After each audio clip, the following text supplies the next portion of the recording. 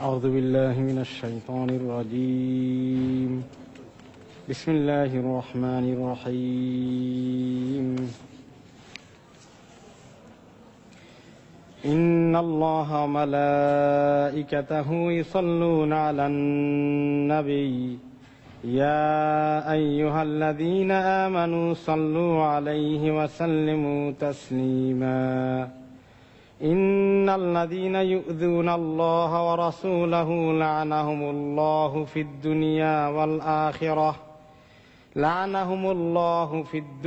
والآخرة وأعد لهم عذابا مهينا والذين يؤذون المؤمنين والمؤمنات بغير ما اكتسبوا فقد احتملوا بهتانا وإثما مبينا يا أيها النبي قل لأزواجك وبناتك ونساء المؤمنين يدنين عليهن من جلابيبهن ذلك أدنى أن يعرفن فلا يؤذين وكان الله غفورا رحيما لئن لم ينته المنافقون والذين في قلوبهم مرض والمرجفون في المدينة لنغرينك بهم ثم لا يجاورونك فيها إلا قليلا ملعونين أينما ثقفوا أخذوا وقتلوا تقتيلا سنة الله في الذين خلوا من قبل ولن تجد لسنة الله تبديلا সম্মানিত হাজিরিন, আমরা সূরা আল আহজাব থেকে তাফসীর শুনে আসছি। আজকে সূরা আহজাবের 56 নম্বর আয়াত থেকে তেলাওয়াত করছি।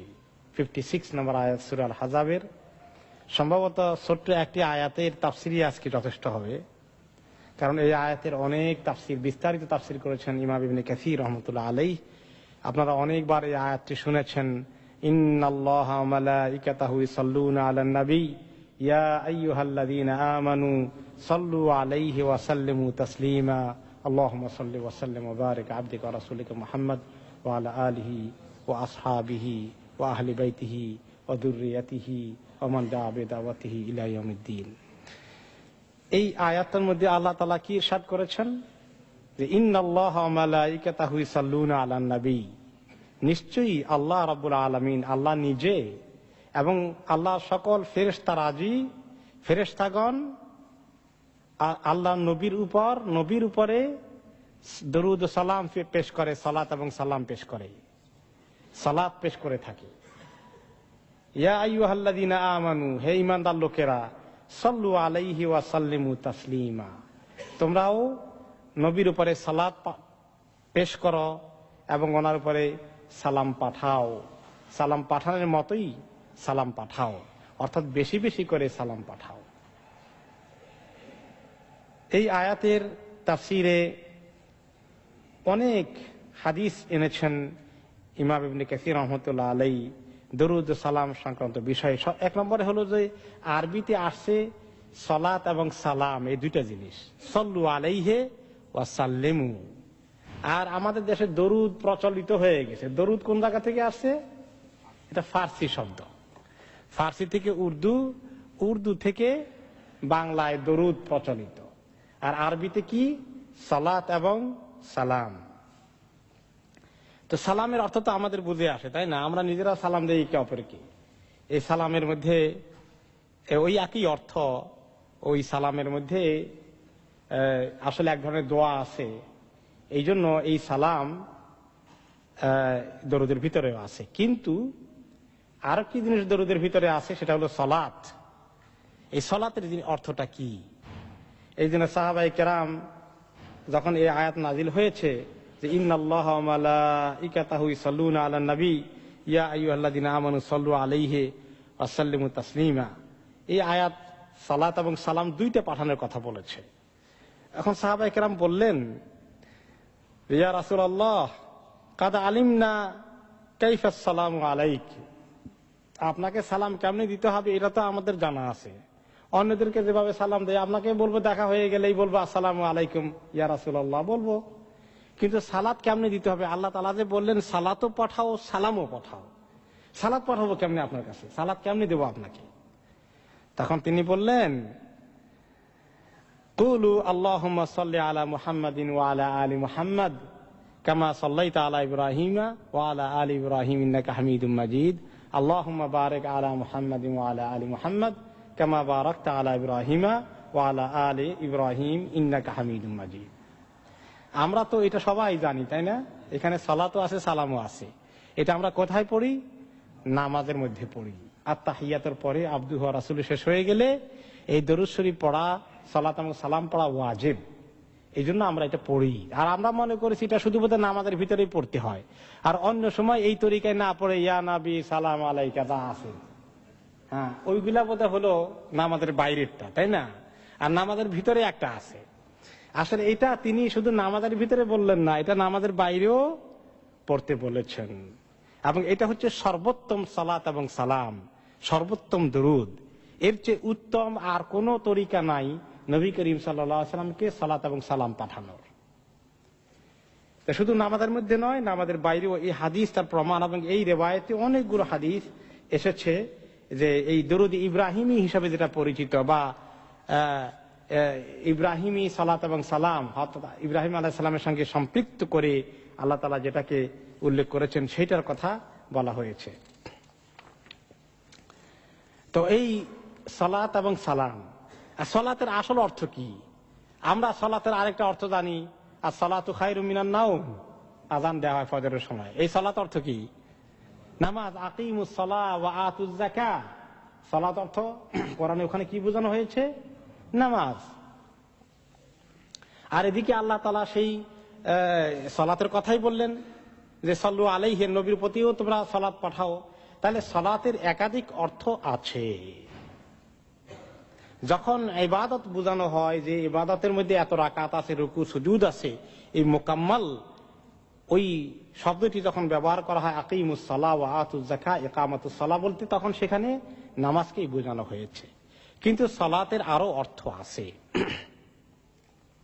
আল্লাহ তাআলা যখন সালাত পাঠান, এবং আল্লাহ তাআলা শুধু নবী করিম সাল্লাল্লাহু আলাইহি সাল্লাম না, অন্য আম্বিয়াদেরকেও সালাত পাঠিয়েছেন, এবং নবী ছাড়া অন্য নেককার মানুষকেও আল্লাহ তাআলা সালাত পাঠান। তার প্রমাণ কোরআন এবং হাদিসে আছে, আমরা দেখব একটু পরে ইনশাআল্লাহ। এই জন্য উলামায়ে কেরাম সবগুলো দেখে বলেছেন যে সালাত আল্লাহর পক্ষ থেকে যখন আসে বান্দার প্রতি, তখন এটা হয়ে যায় রাহমা। আর এই সালাত যখন আবার ফেরেশতারা করেন, ইন্নাল্লাহা ওয়া মালাইকাতাহু ইউসাল্লুনা আলান নবী, ফেরেশতারা সালাত করেন, নবীর প্রতি সালাত পাঠান। আল্লাহ যখন পাঠান নবীর প্রতি, সেটা হয়ে যায় রহমত। আর যখন ফেরেশতারা পাঠান, এটা হয়ে যায় দোয়া। আর যখন বান্দারা পাঠায় নবীর প্রতি, এটা হয়ে যায় সালাত এবং সালাম, যেটাকে আমরা দরুদের অর্থ বুঝে থাকি। আর বান্দা যখন একেবারে পুরো একটা ইবাদতকে কমপ্লিট করে ফেলে রুকু সুজুদ সহকারে আল্লাহর জন্য, ওই সালাত হয়ে যায় নামাজ। অরিজিনালি আরবি শব্দে সালাত, ইসলাম এবং কোরআন এ শরীয়ত আসার আগেও আরব দেশের লোকেরা সালাত শব্দটা বুঝতো। জাহিলি সমাজেও আরবি সাহিত্যে সালাত খুঁজে পাওয়া যায়। তখন তারা নামাজের এই ব্যাখ্যা জানতো না, তখন তারা সালাতকে দোয়ার অর্থেই ব্যবহৃত করত। ডিকশনারিতে শাব্দিক অর্থে সালাত অর্থ দোয়া। আর এই দোয়া জিনিসটাই মানে কারো জন্য ভালো কিছু চাওয়া, এটাই সোজাকর দোয়ার অর্থ হলো এটাই। এখন আমরা যখন আল্লাহর কাছে দোয়া করি, আল্লাহর কাছে ভালো কিছু চাই, যে আল্লাহ আমাকে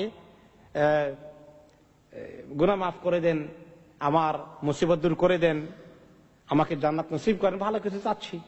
আল্লাহ যখন আবার আমাদের প্রতি পাঠায় বা নবীর প্রতি পাঠান, তিনি রহমত দেন, তিনি আমাদের জন্য ভালো কিছু তামান্না করেন। আমরা যখন নবীর কাছে কিছু দরুদ সালাম পাঠাই, সালাত, সেটাও ওনার জন্য ভালো কিছু তামান্না করি যে আল্লাহ তাআলা ওনাকে বেশি করে সালাম পাঠান। ফেরেশতারা এরকম তামান্না করে। তাহলে সবগুলো আসলে মেইন অর্থে দোয়ার আশেপাশে ঘুরে। আর আমাদের নামাজে তো দোয়া দিয়েই ভর্তি। দোয়া আর জিকিরের সমষ্টি নামাজ। দোয়ার জন্যই আসলে, জিকিরের জন্যই আমরা নামাজ পড়ে থাকি, এবং নামাজের ভিতরে আল্লাহ তাআলা দোয়া ঢুকিয়ে দিয়েছেন। আত্তাহিয়াতের পরে দোয়া আছে, শুরুতে দোয়া আছে।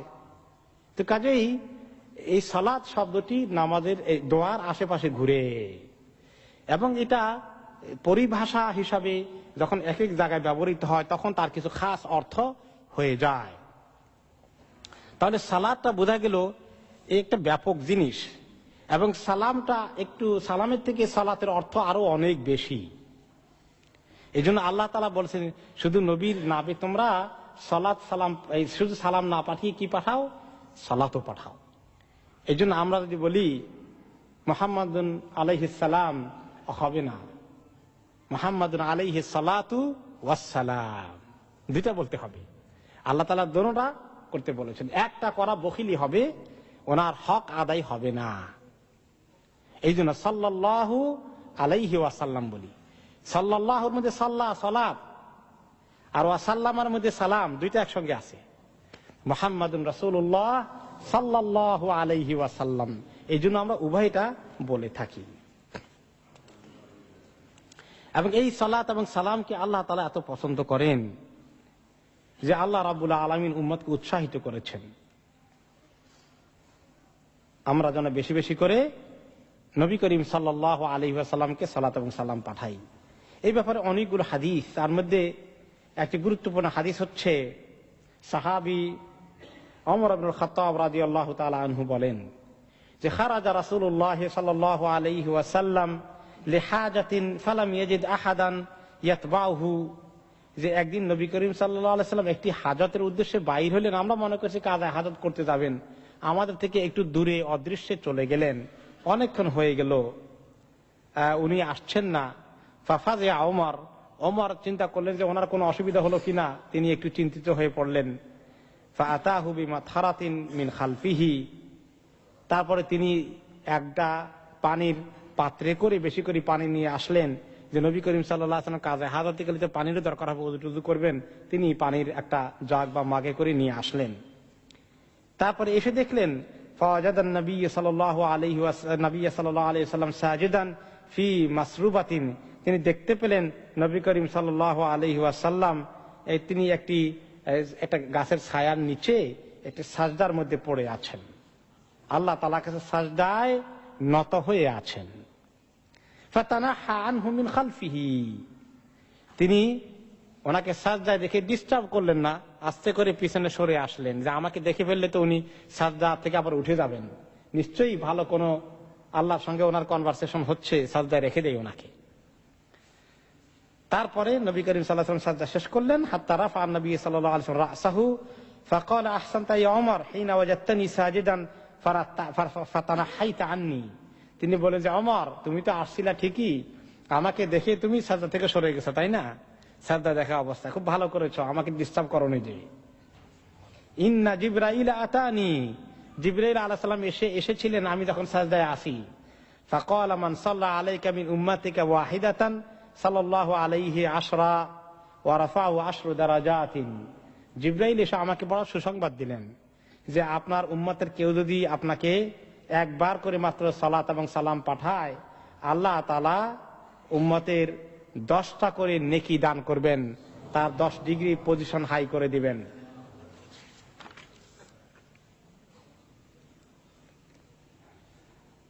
আরেকটি হাদিসে নবী করিম সাল্লাল্লাহু আলাইহি সাল্লাম বলেছেন, আব্দুল্লাহ ইবনে মাসউদ রাদিয়াল্লাহু আনহু থেকে বর্ণিত, আন্না রাসূলুল্লাহ সাল্লাল্লাহু আলাইহি ওয়াসাল্লাম قال আউলান নাসে বি ইয়াউমাল কিয়ামাতি আকসারুহুম আলাইয়া সালাতান, যে কিয়ামতের মধ্যে যে সমস্ত লোক আমার কাছাকাছি থাকবে তার মধ্যে অন্যতম ওই লোকটি হবে যে ব্যক্তি বেশি বেশি করে আমার কাছে দরুদ ও সালাম পেশ করত।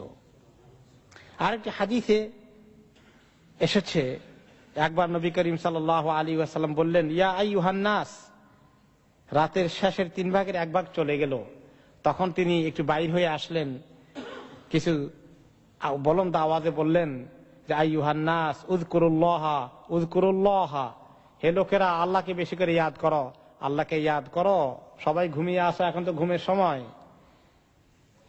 জাআতির রাজিফাতু তাতবাউহার রাদিফা, কিয়ামত আসার লক্ষণের কথা তিনি বললেন যে এই কিয়ামতের সাথে কত বিপদ আপদ মুসিবত কত কিছু আসবে। যা আল মাউতু বিমা ফিহি, যা আল মাউতু বিমা ফিহি, মউত চলে আসতেছে, মউত আসবে, সবার জন্যই মউত অপেক্ষা করছে। শুধু মউত তো নয়, মউতের মধ্যে যে ভিতরে যে কত কিছু আছে, সাকারাতুল মউত থেকে আরম্ভ করে এগুলা থেকে তিনি সতর্ক করলেন। ক্বালা উবাই কুলতু ইয়া রাসূলুল্লাহ ইন্নী উকসিরুস সালাতা আলাইক ফাকাম আজআলু লাকা মিন সালাতি। সাহাবী উবাই ইবনে কাব রাদিয়াল্লাহু তাআলা আনহু বললেন যে, হে নবী, প্যারা নবী, আমি তো আপনার উপরে প্রায় বেশি বেশি করে দরুদ সালাম পাঠাই, সালাত এবং সালাম পাঠাই। কি পরিমাণ পাঠানো দরকার? ফাকাম আজআলু লাকা মিন সালাতি, আমি যখন কোন আমলে বসবো আপনার জন্য সালাত এবং সালাম কদ্দুর করব, নাকি আমার নিজের জন্য কিছু দোয়া করব, নাকি কতটুকু আপনার জন্য করব, কতটুকু আমার জন্য করব, এরকম কিছু আইডিয়া তিনি চাইলেন। ক্বালা মা শি'তা, তিনি বললেন যে তোমার যত খুশি মনে চায় আমার উপরে সালাত সালাম পাঠাইতে থাকো, এটার কোনো সীমা এবং কোনো ফিক্স করে দেওয়ার দরকার নাই, যা পারো যত বেশি পারো তত ভালো। কুলতু আর-রুবউ, তিনি বলেন যে আমার দোয়া জিকিরের যত সময় দেব তার মধ্যে 4/1 যদি দরুদ এবং সালামে পেশ করি সেটা কেমন হয়? ক্বালা মা শি'তা ফাইন জিদতা ফাহুয়া খায়রুন লাকা, তিনি বলেন তোমার খুশি, তবে যদি এর চেয়ে আরেকটু বাড়াই দাও আরো ভালো হবে তোমার জন্য। কুলতু ফান্নিসফু, এরপরে তিনি বললেন, আমি বললাম যে তাহলে অর্ধেক পরিমাণ আপনার জন্য আমি সালাত এবং সালাম পাঠাই, বাকি অর্ধেক আমি অন্য কিছু দোয়া টোয়া করি। ক্বালা মা শি'তা ফাইন জিদতা ফাহুয়া খায়রুন লাকা, তিনি বললেন যে হ্যাঁ ভালোই, যা চাও, তবে এর চেয়ে বেশি করলে আরো ভালো হবে। ক্বালা ফাসসুলুসাইন, তাহলে আমি বললাম 3/2। ক্বালা মা শি'তা ফাইন জিদতা ফাহুয়া খায়রুন লাকা, তিনি বললেন যে হ্যাঁ ভালো, যা পারো, তবে যদি আরো বেশি করতে পারো আরো ভালো। কুলতু আজআলু লাকা সালাতি কুল্লাহা, তিনি বললেন যে সবটাই আপনার জন্য দরুদ সালামের মধ্যে আমি ব্যস্ত হয়ে যাই, তাহলে সবটা আপনার জন্যই পেশ করি, আমার দোয়াটা মিস করলে হয়ে যাক। তিনি বলেন ইযান তুকফা হাম্মাকা ওয়া ইগফারু লাকা যামবাকা, তিনি বলেন যে তাহলে তোমার সমস্ত চিন্তা দূর হয়ে যাবে, আল্লাহ সমস্ত মুসিবত দূর করে দেবেন, তোমার গুনাহগুলোকে আল্লাহ তাআলা মাফ করে দেবেন। তাহলে এই সালাতের এবং সালামের এত ফজিলত নবী করিম সাল্লাল্লাহু আলাইহি ওয়াসাল্লাম কাছে পাঠানোর মধ্যে। একদিন সাহাবীরা দেখলেন, সাহাবী আবু তালহা আল আনসারী রাদিয়াল্লাহু তাআলা আনহু বলেন, ক্বালা আসবাহা রাসূলুল্লাহ সাল্লাল্লাহু আলাইহি ওয়াসাল্লাম ইয়াওমান তাইয়িবান নাফসি ইউরা ফি ওয়াজহিল বাশার, একদিন আমরা ওনাকে সকালবেলায় দেখতে পেলাম বড় হাসি খুশি, ওনার চেহারায় সুসংবাদের লক্ষণ ফুটে উঠেছে, তিনি খুবই খুশি। ফাকালা, আমরা বললাম ইয়া রাসূলুল্লাহ, সাহাবারা বললেন আসবাহাত আল ইয়াওমা তাইয়িবান নাফসি ইউরা ফি ওয়াজহিকাল বাশার আওয়াল বিশর, হে আল্লাহর নবী, আজকে আপনার চেহারা খুব খুশি খুশি লাগছে, খুব খুশির আলামত আপনার চেহারা সুস্পষ্ট হয়ে ফুটে উঠেছে, আজকে বিশেষ কিছু মনে হয় আছে। ক্বালা আজাল আতানি আতি মিন রাব্বি আযজা ওয়া জাল, হ্যাঁ জরুরি কথা আছে, আজকে আল্লাহর পক্ষ থেকে আমার কাছে কেউ এসেছিলেন, তিনি অবশ্যই জিবরাইল আলাইহিস সালাম হবেন, কারণ অন্য রিওয়ায়াতে সেই ইঙ্গিত পাওয়া যায়।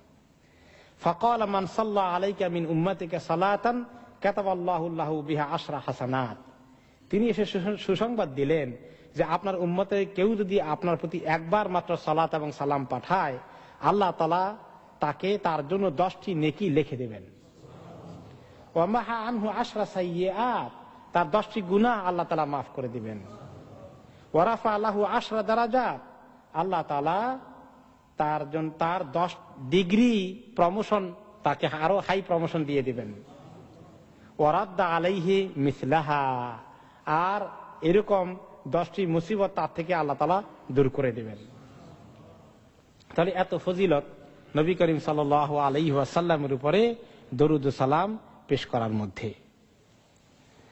এখন কেউ যদি দরুদ ও সালাম পেশ না করে তাহলে কি পরিমাণ সে মিস করে, এবার চিন্তা করুন।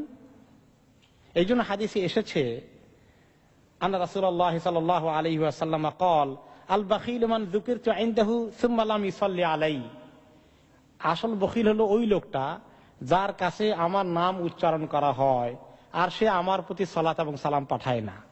যখনই বলা হয় মুহাম্মাদুন, তখন বলে না সাল্লাল্লাহু আলাইহি ওয়াসাল্লাম, সেই লোকটি আসলে বখিল। অন্য হাদিসে এসেছে রাগিমা আনফু রাজুলিন যুকিরতু ইনদাহু ফালাম ইসাল্লি আলাইহি, ওই যে রমজান উপলক্ষে একটা হাদিস আছে যে ওই লোকটির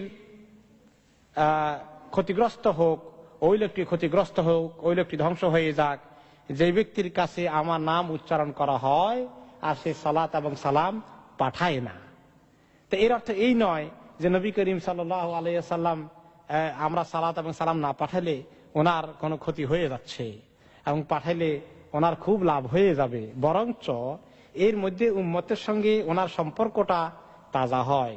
উম্মতের মধ্যে যত বেশি নবী করিম সাল্লাল্লাহু আলাইহি ওয়াসাল্লামের ব্যাপারে মহব্বত আসবে, সম্পর্ক আসবে, ওনার প্রতি সালাত এবং সালাম পাঠাবে, তত লাভবান কারা হবে বেশি?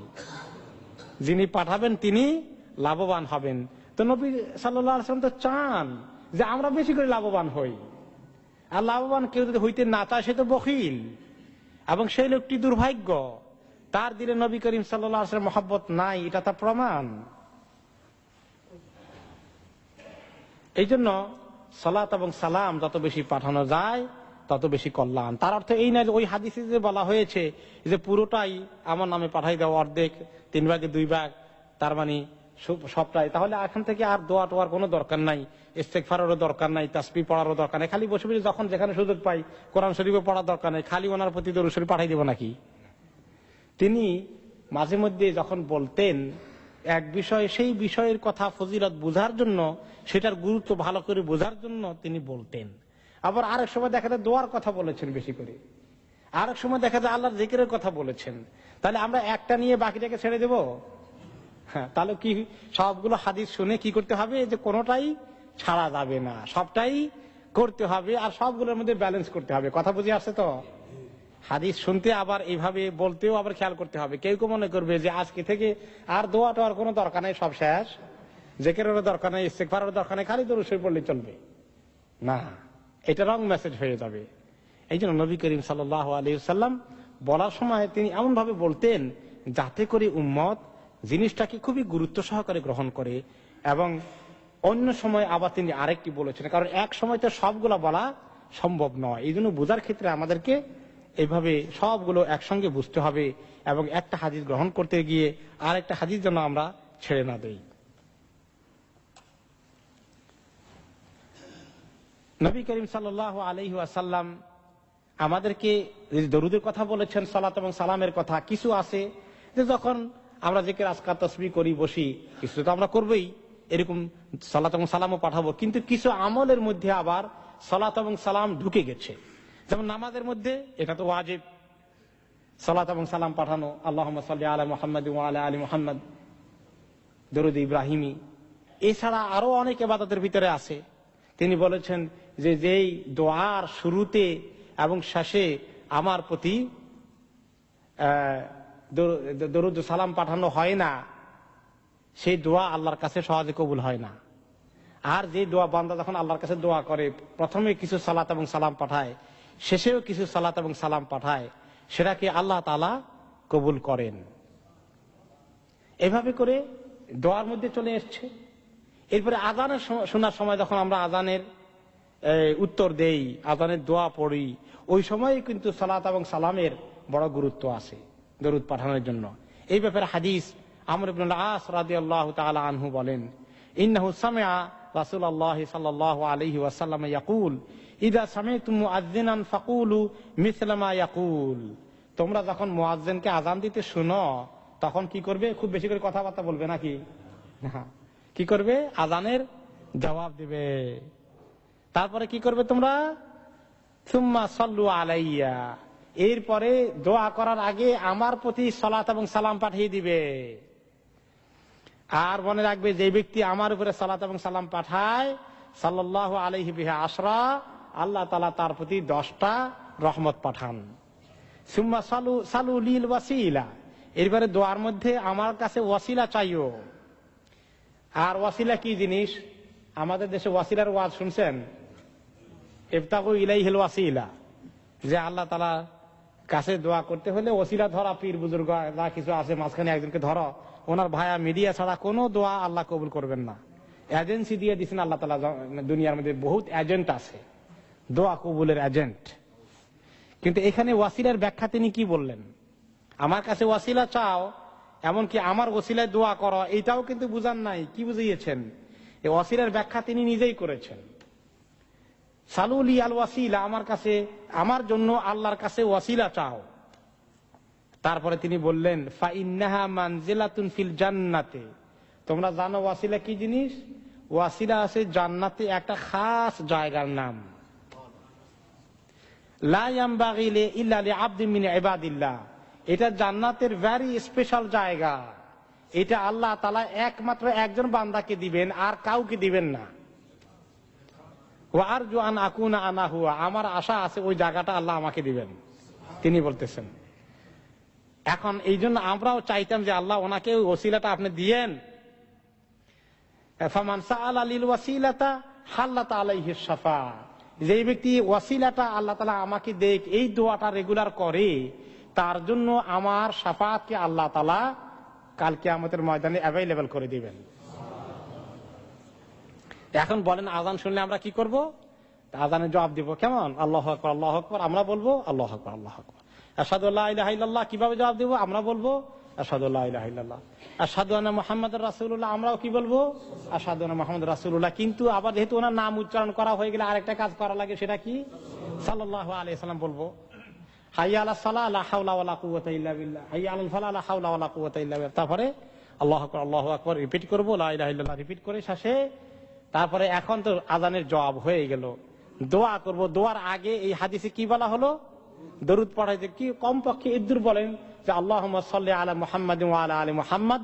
এরপরে বলেন আল্লাহুম্মা রাব্বা হাযিহি দাওয়াতিত তাম্মা ওয়াস সালাতিল কাইমা আতি সাইয়্যিদানা মুহাম্মাদিনিল ওয়াসিলাতা ওয়াল ফাদিলা ওয়া দারাজাতির রাফিআ ওয়া বা'আথহু আল্লাহুম্মাল মাকামাল মাহমুদান আল্লাযী ওয়া'আদতা ইন্নাকা লা তুখলিফুল মিআদ।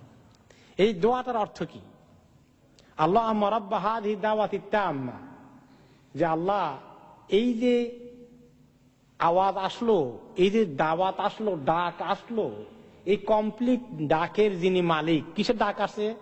নামাজ পড়ার জন্য ডাক আসছিল যে আযানের মধ্যে।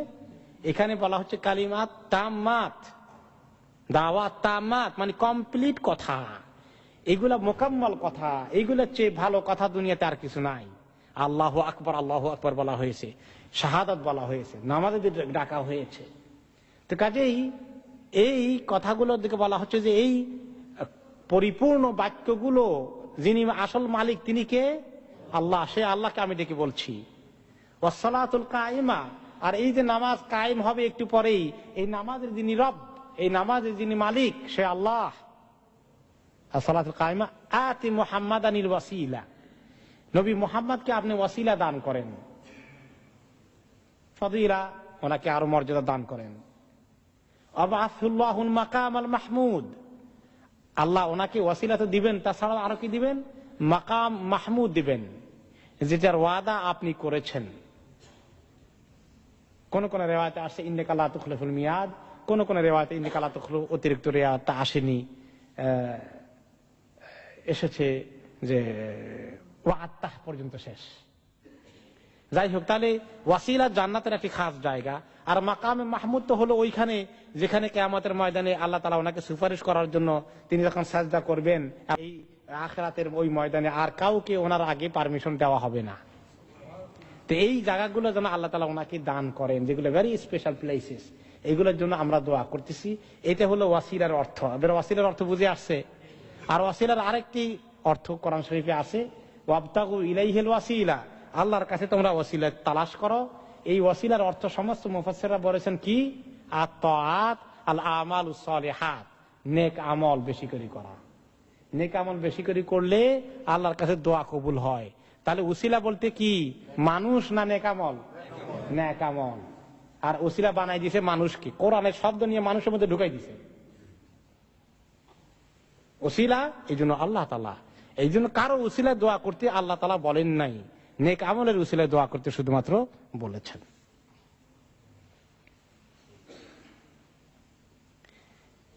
এই তো আযানের মধ্যে, এমনকি মসজিদে ঢুকার মধ্যেও আমরা যখন মসজিদে ঢুকি আমরা একটা দোয়া মুখস্থ করেছি। কি দোয়াটা? আল্লাহুম্মা আফতাহ লি আবওয়াবা রাহমাতিকা। কিন্তু দোয়াটা আগে যদি দুরূদ শরীফ পড়ে নেওয়া যায় আরো ভালো। এই জন্য কোন কোন রিওয়ায়াতে আসছে বিসমিল্লাহ ওয়াস সালাতু ওয়াস সালামু আলা রাসূলিল্লাহ আল্লাহুম্মা আফতাহ লি আবওয়াবা রাহমাতিক। এটা হলো সর্বোত্তম তরিকা মসজিদে ঢোকার দোয়াটা। এটা না বলে অনেকে শুধু আল্লাহুম্মা আফতাহ লি বলে হয়ে যাবে, কিন্তু যদি বিসমিল্লাহ ওয়াসসালাতু ওয়াসসালামু আলা রাসূলিল্লাহ আল্লাহুম্মা ইফতাহ লি আবওয়াব রাহমাতিকা বলি তাহলে খুব ভালো হবে। বাইরে হওয়ার সময় যদি বলি একই তরিকায় বিসমিল্লাহ ওয়াসসালাতু ওয়াসসালামু আলা রাসূলিল্লাহ আল্লাহুম্মা ইন্নী আসআলুকা মিন ফাদলিকা আরো ভালো হবে। আর একটু লম্বা করে এসছে মসজিদে ঢোকার দোয়াকে আর একটু লম্বা করা যায়, বিসমিল্লাহ ওয়াসসালাতু ওয়াসসালামু আলা রাসূলিল্লাহ আউযু বিল্লাহিল আযীম ওয়া বিওয়াজহিল কারীম ওয়া সুলতানিহিল কাদীম মিনাশ শাইতানির রাজীম বিসমিল্লাহ ওয়াসসালাতু ওয়াসসালামু আলা রাসূলিল্লাহ আল্লাহুম্মা ইফতাহ লি আবওয়াব রাহমাতিক আউযু বিল্লাহিল আযীম ওয়া বিওয়াজহিল কারীম ওয়া সুলতানিহিল কাদীম মিনাশ শাইতানির রাজীম বিসমিল্লাহ ওয়াসসালাতু ওয়াসসালামু আলা রাসূলিল্লাহ আল্লাহুম্মা ইফতাহ লি আবওয়াব রাহমাতিকা। উমরা করতে যান আর হজ করতে যান, হারাম শরীফে ঢোকার সময় এই কমপ্লিট দোয়াটা যদি পড়তে পারেন চমৎকার। আর না হইলে কমপক্ষে ওই যেটা মুখস্থ আছে যে কোনো মসজিদে ঢোকার যেটা আল্লাহুম্মা ইফতাহ লি আবওয়াব রাহমাতিকা সেটাও হয়ে যাবে। তবে কমপ্লিটটা শিখতে পারলে আরো অনেক বেশি ফায়দা হবে। আশা করা যায় হিসনুল মুসলিমে এই দোয়াটা থাকার কথা আছে নাকি? হ্যাঁ মাশাআল্লাহ আছে, সাক্ষী পাওয়া গেছে। ওকে, তাহলে মসজিদে ঢোকার সময় পর্যন্ত আমরা দরুদ শরীফের আমলটা করতে পারি। এরপরে জুমার দিনে দরুদ শরীফের আলাদা ফজিলত আসছে না? হ্যাঁ, নবী করিম সাল্লাল্লাহু আলাইহি ওয়াসাল্লাম একটা হাদিসে কি বলেছেন? মিন আফদালি আইয়ামিকুম ইয়াউমুল জুমআ, তোমাদের সবচেয়ে ফজিলতের দিন কোনটি? জুমার দিন সবচেয়ে উত্তম দিন। ফিহি খুলিকা আদম, আদমকে এই দিনে পয়দা করা হয়েছে। ওয়া ফিহি কুবিদা, এই জুমার দিনে আদমের মৃত্যু হয়েছে। ওয়া ফিহি নাফখা, এই দিনে সিংহায় ফুঁক দেওয়া হবে। ওয়া ফিহি সাকা, এই দিনে কিয়ামত অনুষ্ঠিত হবে সবাই এই দিনেই বেহুশ হয়ে যাবে এবং সমস্ত দুনিয়া ফানা হয়ে যাবে। ফাআকসিরু আলাইয়া মিনাস সালাতি ফিহি, এই দিন তোমরা বেশি বেশি করে আমার উপরে সালাত পাঠাও। ফাইন্না সালাতাকুম মারুদাতুন আলাই, এখন যে তোমরা যে সালাত পাঠাও এই সালাতকে আল্লাহ তাআলা আমার কাছে পেশ করেন। তোমরা যেখানে থেকে সালাত পাঠাও না কেন এটা আমার কাছে পেশ করা হয়ে যায়। ক্বালু ইয়া রাসূলুল্লাহ ওয়া কাইফা তুরাদু আলাইকা সালাতুনা ওয়া কাদ আরামতা, হে আল্লাহর নবী আমাদের সালাত আপনার কাছে পৌঁছাবে কেমনে? কারণ আপনি যদি যখন ইন্তেকাল করবেন তখন তো আপনি মাটি আপনার সমস্ত বডিকে খেয়ে ফেলবে এবং আপনার হাড্ডিগুলো গুঁড়া হয়ে রামিম হয়ে যাবে, একেবারে পাউডারের মতো হয়ে যাবে। এই অবস্থায় আপনার কাছে সালাত কেমনে পাঠানো হবে? ক্বালা ইন্নাল্লাহা হাররামা আলাল আরদি আন তাকুলা আজসাদাল আমবিয়া, তিনি বললেন যে আল্লাহ তাআলা জমিনকে হারাম করে দিয়েছেন যে আম্বিয়া নবীদের শরীরকে মাটি খেয়ে ফেলতে পারে না, তাদের শরীরটি আস্ত থাকে। এখন আস্ত থাকার অর্থ এই যে এখন তিনি জিন্দা আছেন, এই যে এটার জন্য নাম দিছে হায়াতুন নবী। কেমন? আর হায়াতুন নবী, হাদিসে হায়াতুন নবী কোনো শব্দ নাই। হায়াত মানে জীবন, নবী মানে নবী, নবীর জীবন। তো নবীর জীবন তো ছিল, আমরা এখনো নবীর জীবন লেখাপড়া করি। তো এই হায়াতুন নবী অর্থ কি হইল? নবীর জীবনে কি হয়েছে এখন? তো এই আরবিতে কোনো মানে এত ভুল, এই শব্দটাকে হায়াতুন নবী বলে চালাই দেয়, মানে নবী জীবন জীবন্ত। তো এই পক্ষে অশুদ্ধ হাদিস আছে, গায়রে সহি ভিত্তিহীন হাদিস আছে, যে হাদিসের কোন সনদ সহি নাই, দাঈফ হাদিস পাওয়া গেছে। এই ব্যাপারে ইবনে কাসির রহমতুল্লাহ আলাইহি বলেছেন, এই হাদিসের সাথে দিয়ে কিছু কিছু লোকে যোগ করেছে যে ইন্নাল্লাহা হাররামা আলাল আরদি আন তাকুলা আজসাদাল আমবিয়া, এই কথা বলে কিছু লোকে থেমে থাকেনি, যারা হাদিস বানায় তারা আরেকটা জিনিস যোগ করছে। তারা বলছে কি জানেন? ফানাবিউল্লাহি হাইয়ুন ইউরজাক, আল্লাহর নবী জীবন্ত এবং সেখানে ওনাকে রিজিক দেওয়া হয়। এখন এই রিজিক যে কবরে দেওয়া হয় ওনাকে, এরকম কোন হাদিস সহিভাবে প্রমাণিত নাই। যদিও আল্লাহ তাআলা এমনি সুহাদাদের ব্যাপারে বলেছে তাদেরকে জান্নাতে রিজিক দেওয়া হয়, সেই উসিলা যদি আল্লাহ তাআলা সমস্ত নবীদেরকে, তারা তো শহীদের উপরে মর্যাদা আছে, দিতে চান, সেটা হইতে পারে। কিন্তু এই হাদিস যেটা উল্লেখ করা হয়েছে, ইবনে কাসির বলেছেন এই হাদিসটি সহিহ নয়। 2 নম্বর হলো যে তিনি যে জিন্দা আছেন বলে, তাহলে সাহাবায়ে কেরাম ওনার জানাজা পড়ছিলেন কেন? জিন্দা মানুষের জানাজা পড়া জায়েজ আছে, তো ওনারা কেন জানাজা পড়লেন? তাহলে তিনি ইন্তেকাল ঠিকই করেছেন, ওনার মাউত হয়ে গেছে। কোরআন শরীফে আল্লাহ তাআলা স্বয়ং বলেছেন, ইন্নাকা মাইয়িতুন ওয়া ইন্নাহুম লামাইয়িতুন, আপনিও নিশ্চয়ই একদিন মরবেন। শুধু মরবেন না, বলছেন নিশ্চয়ই, ইন্নাকা, নিঃসন্দেহে আপনি মৃত্যুবরণ করবেন, আর তারা সবাই মৃত্যুবরণ করবে। তাহলে এই হাদিস প্রমাণ করে আল্লাহ নবীর কি ইন্তেকাল হয়েছে না হয়নি? হয়েছে।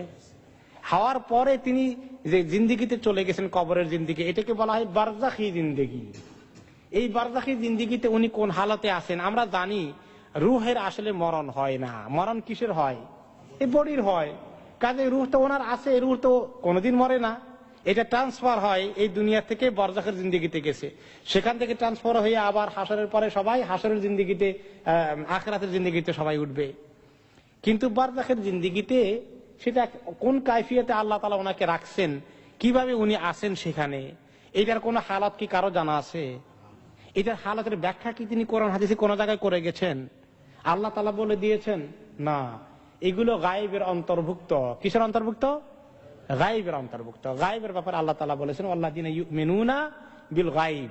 কাজে বারজাখের জিন্দেগিতে তিনি বারজাখের হালতে আছেন, ওনার মউত হয়ে গেছে, তিনি জিন্দা নন, কিন্তু বারজাখের জিন্দেগিতে যে কাইফিয়তে, যে হালতে আল্লাহ তাআলা ওনাকে রাখার কথা, সেই হালতে তিনি আছেন, সেটার কাইফিয়ত আমরা জানি না। কিন্তু হাদিসে আসছে যে আমরা যদি সালাত এবং সালাম পাঠাই, অন্য হাদিসে এসছে তোমরা যখন দূরের থেকে পাঠাও আল্লাহ তাআলা আমার কাছে তোমাদের সালাত এবং সালাম পাঠিয়ে দেন, আর যখন কাছে এসে আমাকে আমার কবর জিয়ারত করে যখন তোমরা দরুদ পেশ করবে, পাঠ করবে, তখন আল্লাহ তাআলা রদ্দা আলাইয়া রূহি, আল্লাহ তাআলা আমার রূহ ফেরত দিবেন যেন আমি তোমাদের সালামের জবাব দিতে পারি। এটা আল্লাহর খাস কুদরতে আল্লাহ তাআলা করেন। তো যদি উনি জিন্দাই থাকেন সব সময়, তো আল্লাহ তাআলা রূহ ফেরত দেওয়া দরকার আছে আর?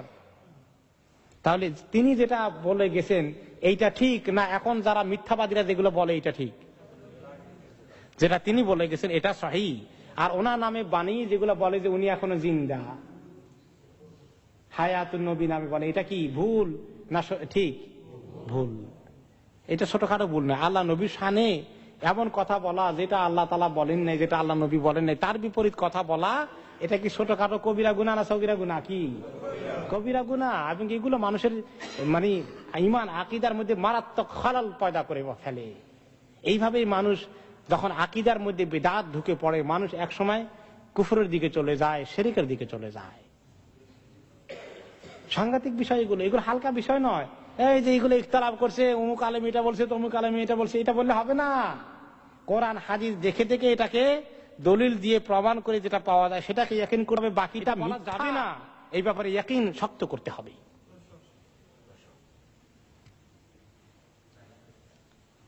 এরপরে নবী করিম সাল্লাল্লাহু আলাইহি ওয়াসাল্লাম তাহলে বললেন যেটা, যে জুমার দিনে কি করতে হয়, বেশি বেশি করে ওনার উপরে সালাত এবং সালাম পাঠাইতে বলেছেন। জুমার দিনের বেশ কিছু আমল আছে, সূরা কাহফ পড়া, এরপরে দোয়া করা, আসর থেকে ইমাম যখন মিম্বারে উঠেন খুতবা দেওয়ার জন্য নামাজ শেষ করা পর্যন্ত, এই সময়টুকুর মধ্যে যে কোনো দোয়া করলে আল্লাহ তাআলা কবুল করেন।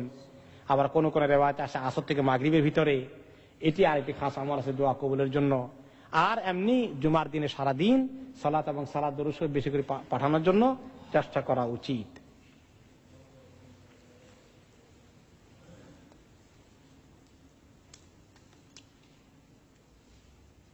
এই যে ওই যে হাদিসটা আছে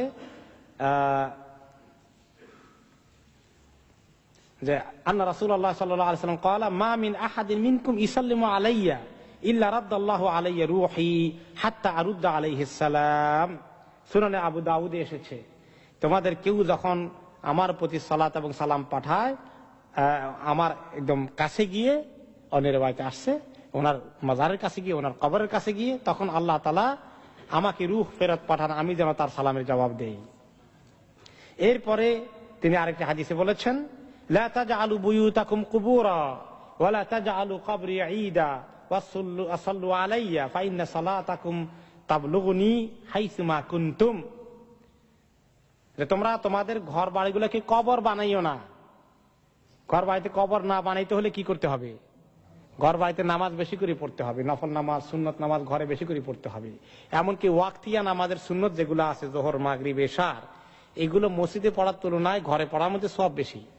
ফজরের সুন্নত কেউ যদি ঘরে পড়ে আসে সেটা সওয়াব বেশি। এইভাবে সুন্নত এবং নফল দিয়ে ভেতর এগুলা দিয়ে ঘরকে আবাদ করো, তাহলে ঘর কবরে পরিণত হবে। এরপরে তিনি বলেছেন ওয়ালা তাজআলু কবরে ঈদা, আর আমার কবরকে ঈদ বানাবা না। আমার কবর যেন সেলিব্রেশনের জায়গা না হয়, আমার কবর যেন বিশাল মানে একটা মেলার জায়গা না হয়। এই জন্য ওনার কবরকে কি করতে হবে, প্লেন রাখতে হবে। সেখানে কোনো ধরনের হইচই শোরগোল আচার আনুষ্ঠানিকতা, ওখানে কোনো ধরনের এই জাতীয় আনুষ্ঠানিকতা করা যাবে না। নিরিবিলি গিয়ে গোপনে আস্তে করে সালাত এবং সালাম পাঠিয়ে চলে আসতে হবে। সেইখানে কোনো শোরগোল, সেইখানে নামাজ কালামের জন্য, সেইখানে দোয়ার জন্য মাহফিল করা, সেখানে বেশ কিছু করা, অস্থির হয়ে যাওয়া, এগুলো করা যাবে না, তিনি নিষেধ করেছেন। আলহামদুলিল্লাহ, অন্তত সৌদি আরব সরকার ভালো মন্দ অনেক কিছু আছে, কিন্তু এই কাজটা অন্তত পছন্দ না করে উপায় নাই। যে কি, সেখানে কেউ যেন সালাত সালামে নামে দরুদে নামে সেখানে কোনো ফাইজলামি না করে, সরকার পুলিশ দিয়ে সেটাকে কন্ট্রোল করতেছে। এটা কিন্তু বড় মোবারক কাজ। তা যদি না করা হতো, আমাদের দেশে বড় বড় দরগাহের মধ্যে যেভাবে জান দেয়, ওইখানে গিয়ে কি করতো চিন্তা করেন। শাহজালালের দরগায় গেছেন তো, মিরপুরে মাজারে, ঢাকায় হাইকোর্টের মাজারে, চিটাঙ্গে বারো আউলিয়ার মাজারে, আমানা শাহর মাজারে, ঠান্ডা মাজারে, গরম মাজারে, সব জায়গায় গেলে কি কিয়ামত হয় দেখছেন তো। আর এইসব মাজারে যদি এই কিয়ামত হয়, তো আল্লাহ নবীর মাজারে গেলে কি হওয়ার কথা ছিল কন্ত দেখি। হায় হায়, সেজদা আর কোন জায়গায় পড়তো, সবগুলো ওখানে গিয়ে পড়তো। তিনি এই জন্য সাবধান করে গেছেন যে লা তাজআলু কবরি ঈদা, আমার কবরকে ঈদের অনুষ্ঠানের মতো কিছু বানাইও না, খবরদার।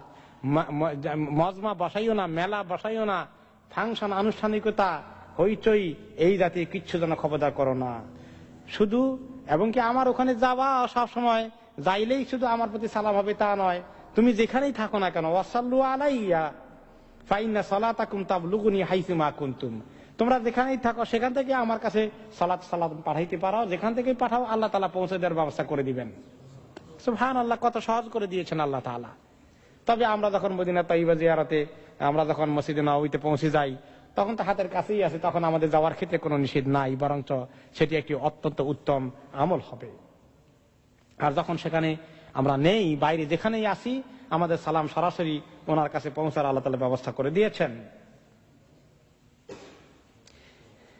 একটি হাদিস, আলী ইবনুল হুসাইন ইবনে আলী, আলীর ছেলে তো হোসাইন, নবী করিম সাল্লাল্লাহু আলাইহি সাল্লামের নাতি হোসাইন, ওনার ছেলের নাম রাখছেন আবার উনি আলী, নিজের পিতার নামেই নাম রাখছেন। তো হোসাইনের ছেলে যে আলী আছে, নবী করিম সাল্লাল্লাহু আলাইহি সাল্লামের কি হবে, পৌত্র, পুতি বলেন নাকি আমাদের দেশে পন্থী বলে না, পন্থী হবে। তো পন্থী, ওনার নাম আলী, হোসাইনের ছেলে আলী বলেন যে আন রাজুলান কানা ইয়াতি কুল্লা গাদাতিন ফায়াজুরু কবরান নবী সাল্লাল্লাহু আলাইহি ওয়াসাল্লাম ওয়া ইউসাল্লি আলাইহি। তিনি বলেন যে আমি দেখলাম একদিন একটি লোককে প্রায় প্রত্যেকদিন সকালে ফজরের পরে সে নবী করিম সাল্লাল্লাহু আলাইহি ওয়াসাল্লামের কবরের কাছে আসে, আর খুব করে ওনার উপর অনেকক্ষণ দরুদ সালাম পাঠাইতে থাকে, শুধু পড়তেই থাকে।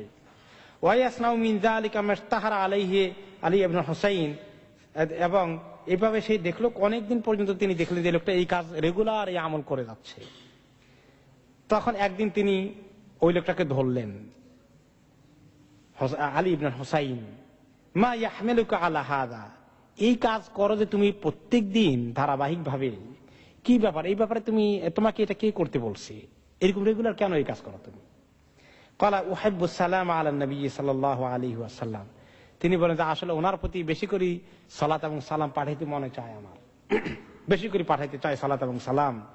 ফাকাল লাহু আলী ইবনুল হুসাইন হাল্লাকা আন উহাদ্দিসুকা হাদিসান আন আবি, শোনো আমি কি এই ব্যাপারে আমার পিতা যে হোসাইন, নবী করিম সাল্লাল্লাহু আলাইহি ওয়াসাল্লামের নাতি, আমার পিতা যে হোসাইন, ওনার থেকে কি একটা হাদিস তোমাকে আমি শোনাবো?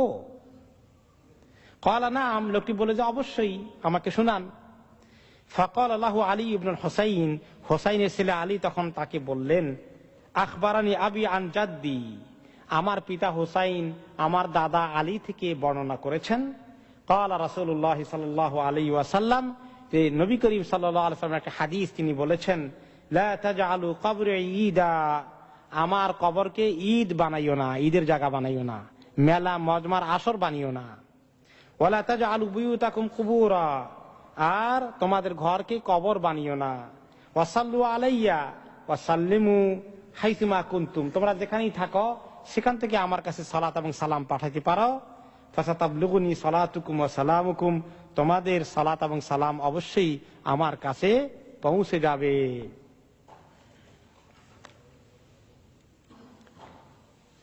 আল হাসান ইবনে আলী, আরেকটি হাদিস, আলী রাদিয়াল্লাহু তাআলা আনহু আরেক ছেলের নাম কি?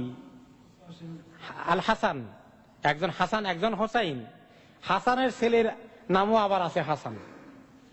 আরব দেশে এইভাবে নাম রাখা অভ্যাস মুসলমানদের ছিল, নিজের নামে নিজের ছেলের নাম রেখে দেয়। আবার নিজের প্রথম ছেলে হইলে, প্রায় আরবরা এখনো আমল করে, প্রথম ছেলে হয়ে গেলেই আপন বাপের নামে রেখে দেয়, যে বাপ চলে গেলে আমি যেন আমার বাপের নামটা ভুলে না যাই, আমার ছেলেকে বাবার আসনে রেখে ডাকবো। এইটা তারা আইব মনে করে না, খুব ভালো মনে করে। তো এই তরিকায় হাসানের এক ছেলে ছিল হাসান, তিনি বলেন যে ক্বালা রাআ কওমান ইনদাল কবরে ফানাহাহুম, তিনি একদিন নবী করিম সাল্লাল্লাহু আলাইহি ওয়াসাল্লাম কবরের পাশে গিয়ে একটা লোক কিছু একটা করতে চায়, খুব বেশি আবেগ, কাচুমাচু করতেছে, কিছু একটা করবে আর কি, যে আমাদের দেশে মাদারে গেলে যেরকম করে আর কি। তার অতি ভক্তি দেখে, বেশি কিছু করার আবেগ দেখে তিনি তাকে নিষেধ করলেন যে তুমি এগুলো করো না, তুমি এখান থেকে চলে যাও। وقال ان النبي صلى الله عليه وسلم قال لا تتخذوا قبري عيدا, তুমি জানো প্যারা নবী সাল্লাল্লাহু আলাইহি ওয়াসাল্লাম বলেছেন আমার কবরকে ঈদ বানিও না, মাজমা মেলা মাহফিল মজলিসের জায়গা বানিও না। ওয়ালা তাত্তাখিযু বুয়ুতাকুম কুবুরা, তোমাদের ঘর বাড়িগুলোকে কবর বানিয়ে ফেলো না। ওয়াসাল্লু আলাইয়া হাইসুমা কুনতুম, যেখানেই থাকো আমার কাছে সালাত এবং সালাম পাঠাও। ফাইন্না সালাতাকুম তাবলুগুনি, তোমাদের সালাত এবং সালাম আমার কাছে পৌঁছে যায়। ইমাম ইবনে কাসির এই হাদিসটি বর্ণনা করার পরে বললেন ফালা আল্লাহু রাআহুম ইসিউনাল আদাব বিরাফি আসওয়াতিহিম ফাওকাল হাজা ফানাহাহুম। ইমাম ইবনে কাসির বলেন হয়তোবা আল হাসান, হাসানের ছেলে হাসান, তিনি দেখেছেন লোকগুলা আবেগ বশত গলার স্বর উঁচু করে দোয়ার নামে সালাতের নামে অতিরিক্ত বাড়াবাড়ি করছিল, এই জন্য তিনি তাদেরকে থামিয়ে দিলেন। তাহলে দেখলেন যে এখন সরকার যেটা করে এটা রাইট করে না রং করে? রাইট। এটার দলিল সাহাবা এবং তাবিঈনদের আমলে পাওয়া যাচ্ছে এবং স্বয়ং নবী করিম সাল্লাল্লাহু আলাইহি ওয়াসাল্লাম হাদিসের মধ্যে আছে। আমাদের দেশের পাকিস্তান, ইন্ডিয়ার অনেক লোকেরা যায়, কেন কবরের আরো কাছে যাইতে দেয় না? কেন কবরের মধ্যে হাত লাগিয়ে গায়ের মধ্যে ডলতে দেয় না, একটু মালিশ করতে দেয় না? কেন ওইখানে 3 ঘন্টা দাঁড়িয়ে কান্নাকাটি হাউ কাউ করতে দেয় না? এই জন্য আমি শুনছি কিছু কিছু লোকে যখন তারা বেশি আবেগ দেখায় আর তারা বাধা দিয়ে দূর করে দিছে, তাদেরকে লানত কর, তোমাদের প্রতি আল্লাহ লানত পড়ুক, আল্লাহ নবীরে মহব্বত করতে দাও না। নাউযুবিল্লাহ মিন যালিক। তো আল্লাহর নবীকে সম্মান করার জন্যই তারা সেখানে আপনাকে বাধা দিচ্ছে, কারণ আপনার আমার অনেকেরই জ্ঞান নাই। মাওলানা আব্দুল আউয়াল সাহেবের কাছে একটা গল্প শুনেছিলাম, এক পাকিস্তানি এরকম নবী করিম সাল্লাল্লাহু আলাইহি ওয়াসাল্লাম কবর জিয়ারত করতে গিয়ে খুব অনেকক্ষণ মানে মনের আবেগে কান্না কাটি চিৎকার হইতে যা আছে আর কি সব করতে চায়। তো পরে পুলিশরা তাকে ওখান থেকে ভাগো, এখান থেকে চলে যাও, এটা ঠিক না, এখান থেকে সরো। সে কি শুনবে টিনবে? তখন সে নাকি উর্দুতে বলে, দেখো তোমনে আল্লাহকে হাবিব কো ভি সতায়া হামকো ভি সতাতে হো, যে তোমার বাপ দাদা আবু জহেল আবু লাহাবেরা আল্লাহ নবীরে কষ্ট দিচ্ছে, তোমরা এখন আমাদেরকে কষ্ট দিচ্ছ। কোথাকার কথা নিয়ে কোথায় ঢুকাই দিছে। আবেগ জজবা এলিম ছাড়া মানুষকে কোথায় নিয়ে যায় দেখছেন তো এবার। তো এইরকম বহুত আপনার এইরকম করে হজের মধ্যে যায়, গিয়ে দেখি কিছু লোক হজের ভিতরে গিয়া কোথায় আল্লাহ নবী জন্ম হয়েছে সেই জায়গা দেখতে যায়, কোথায় কি আছে না আছে, মানে কত ইতিহাস যেগুলো এখন কোনো খোঁজ খবরও নাই, ওগুলোর মধ্যে কোনো ফজিলতের জায়গা তিনি বলেনও নাই, সেগুলোকে খুঁজবে। আরে বুড়ো বুড়ো হাজিরা এত কষ্ট করে গাড়ে শহরে উঠবে, জবল ওহদে উঠবে, উপরে উঠবে, একদম উপরে উঠবে, সেখানে গিয়ে আবার 2 রাকাত নামাজ পড়বে। তারপরে 7 মসজিদ আছে খন্দকের মধ্যে, 7 মসজিদে একই মসজিদ 2 রাকাত করে নামাজ পড়বে। কত ফালতু কাজ যে করে, যার কোনো ফজিলতের কথা কোনো কোরআন হাদিসে কোনো জায়গায় নাই। আসল কাজ বাদ দিয়ে মক্কা থাকা অবস্থায় কাবা শরীফের তাওয়াফ করার মধ্যে সওয়াব বেশি, ওইখানে ইবাদতের মধ্যে সওয়াব বেশি। আর ঐতিহাসিক ভাবে কারো যদি দেখতে মনে চায় দেখার মধ্যে কোনো আপত্তি নেই, কিন্তু ওইখানে কোনো বরকত আছে গিয়া মাটি লাগাইতে হবে, আর ওইখানে 2 রাকাত নামাজ পড়তে হবে, এইরকম যে এই সমস্ত আবেগের কোনো ভিত্তি নাই। আর মদিনা শরীফেও নবী করিম সাল্লাল্লাহু আলাইহি ওয়াসাল্লাম মসজিদের প্রতি নামাজ পড়ার মধ্যে সব বেশি।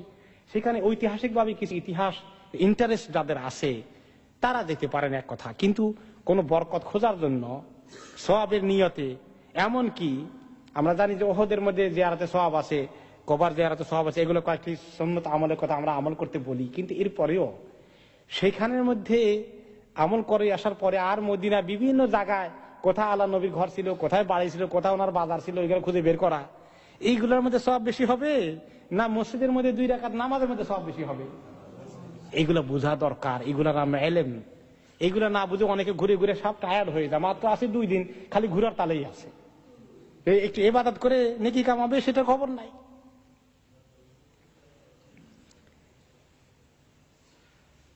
এখন নবী করিম সাল্লাল্লাহু আলাইহি ওয়াসাল্লামের উপরে দরুদ এবং সালাতের যে কাইফিয়ত আমরা শুনলাম, তাহলে এটা আমরা যখনই ওনার নাম শুনি, ওয়াজ মাহফিল হোক আর যে কোনো জায়গায় হোক, যখন আমরা পড়ি তখন আমরা কি করব? সবাই সাল্লাল্লাহু আলাইহি ওয়াসাল্লাম এটা পড়বো, এটা আমলটাকে জরুরি মনে করে ফেলবো।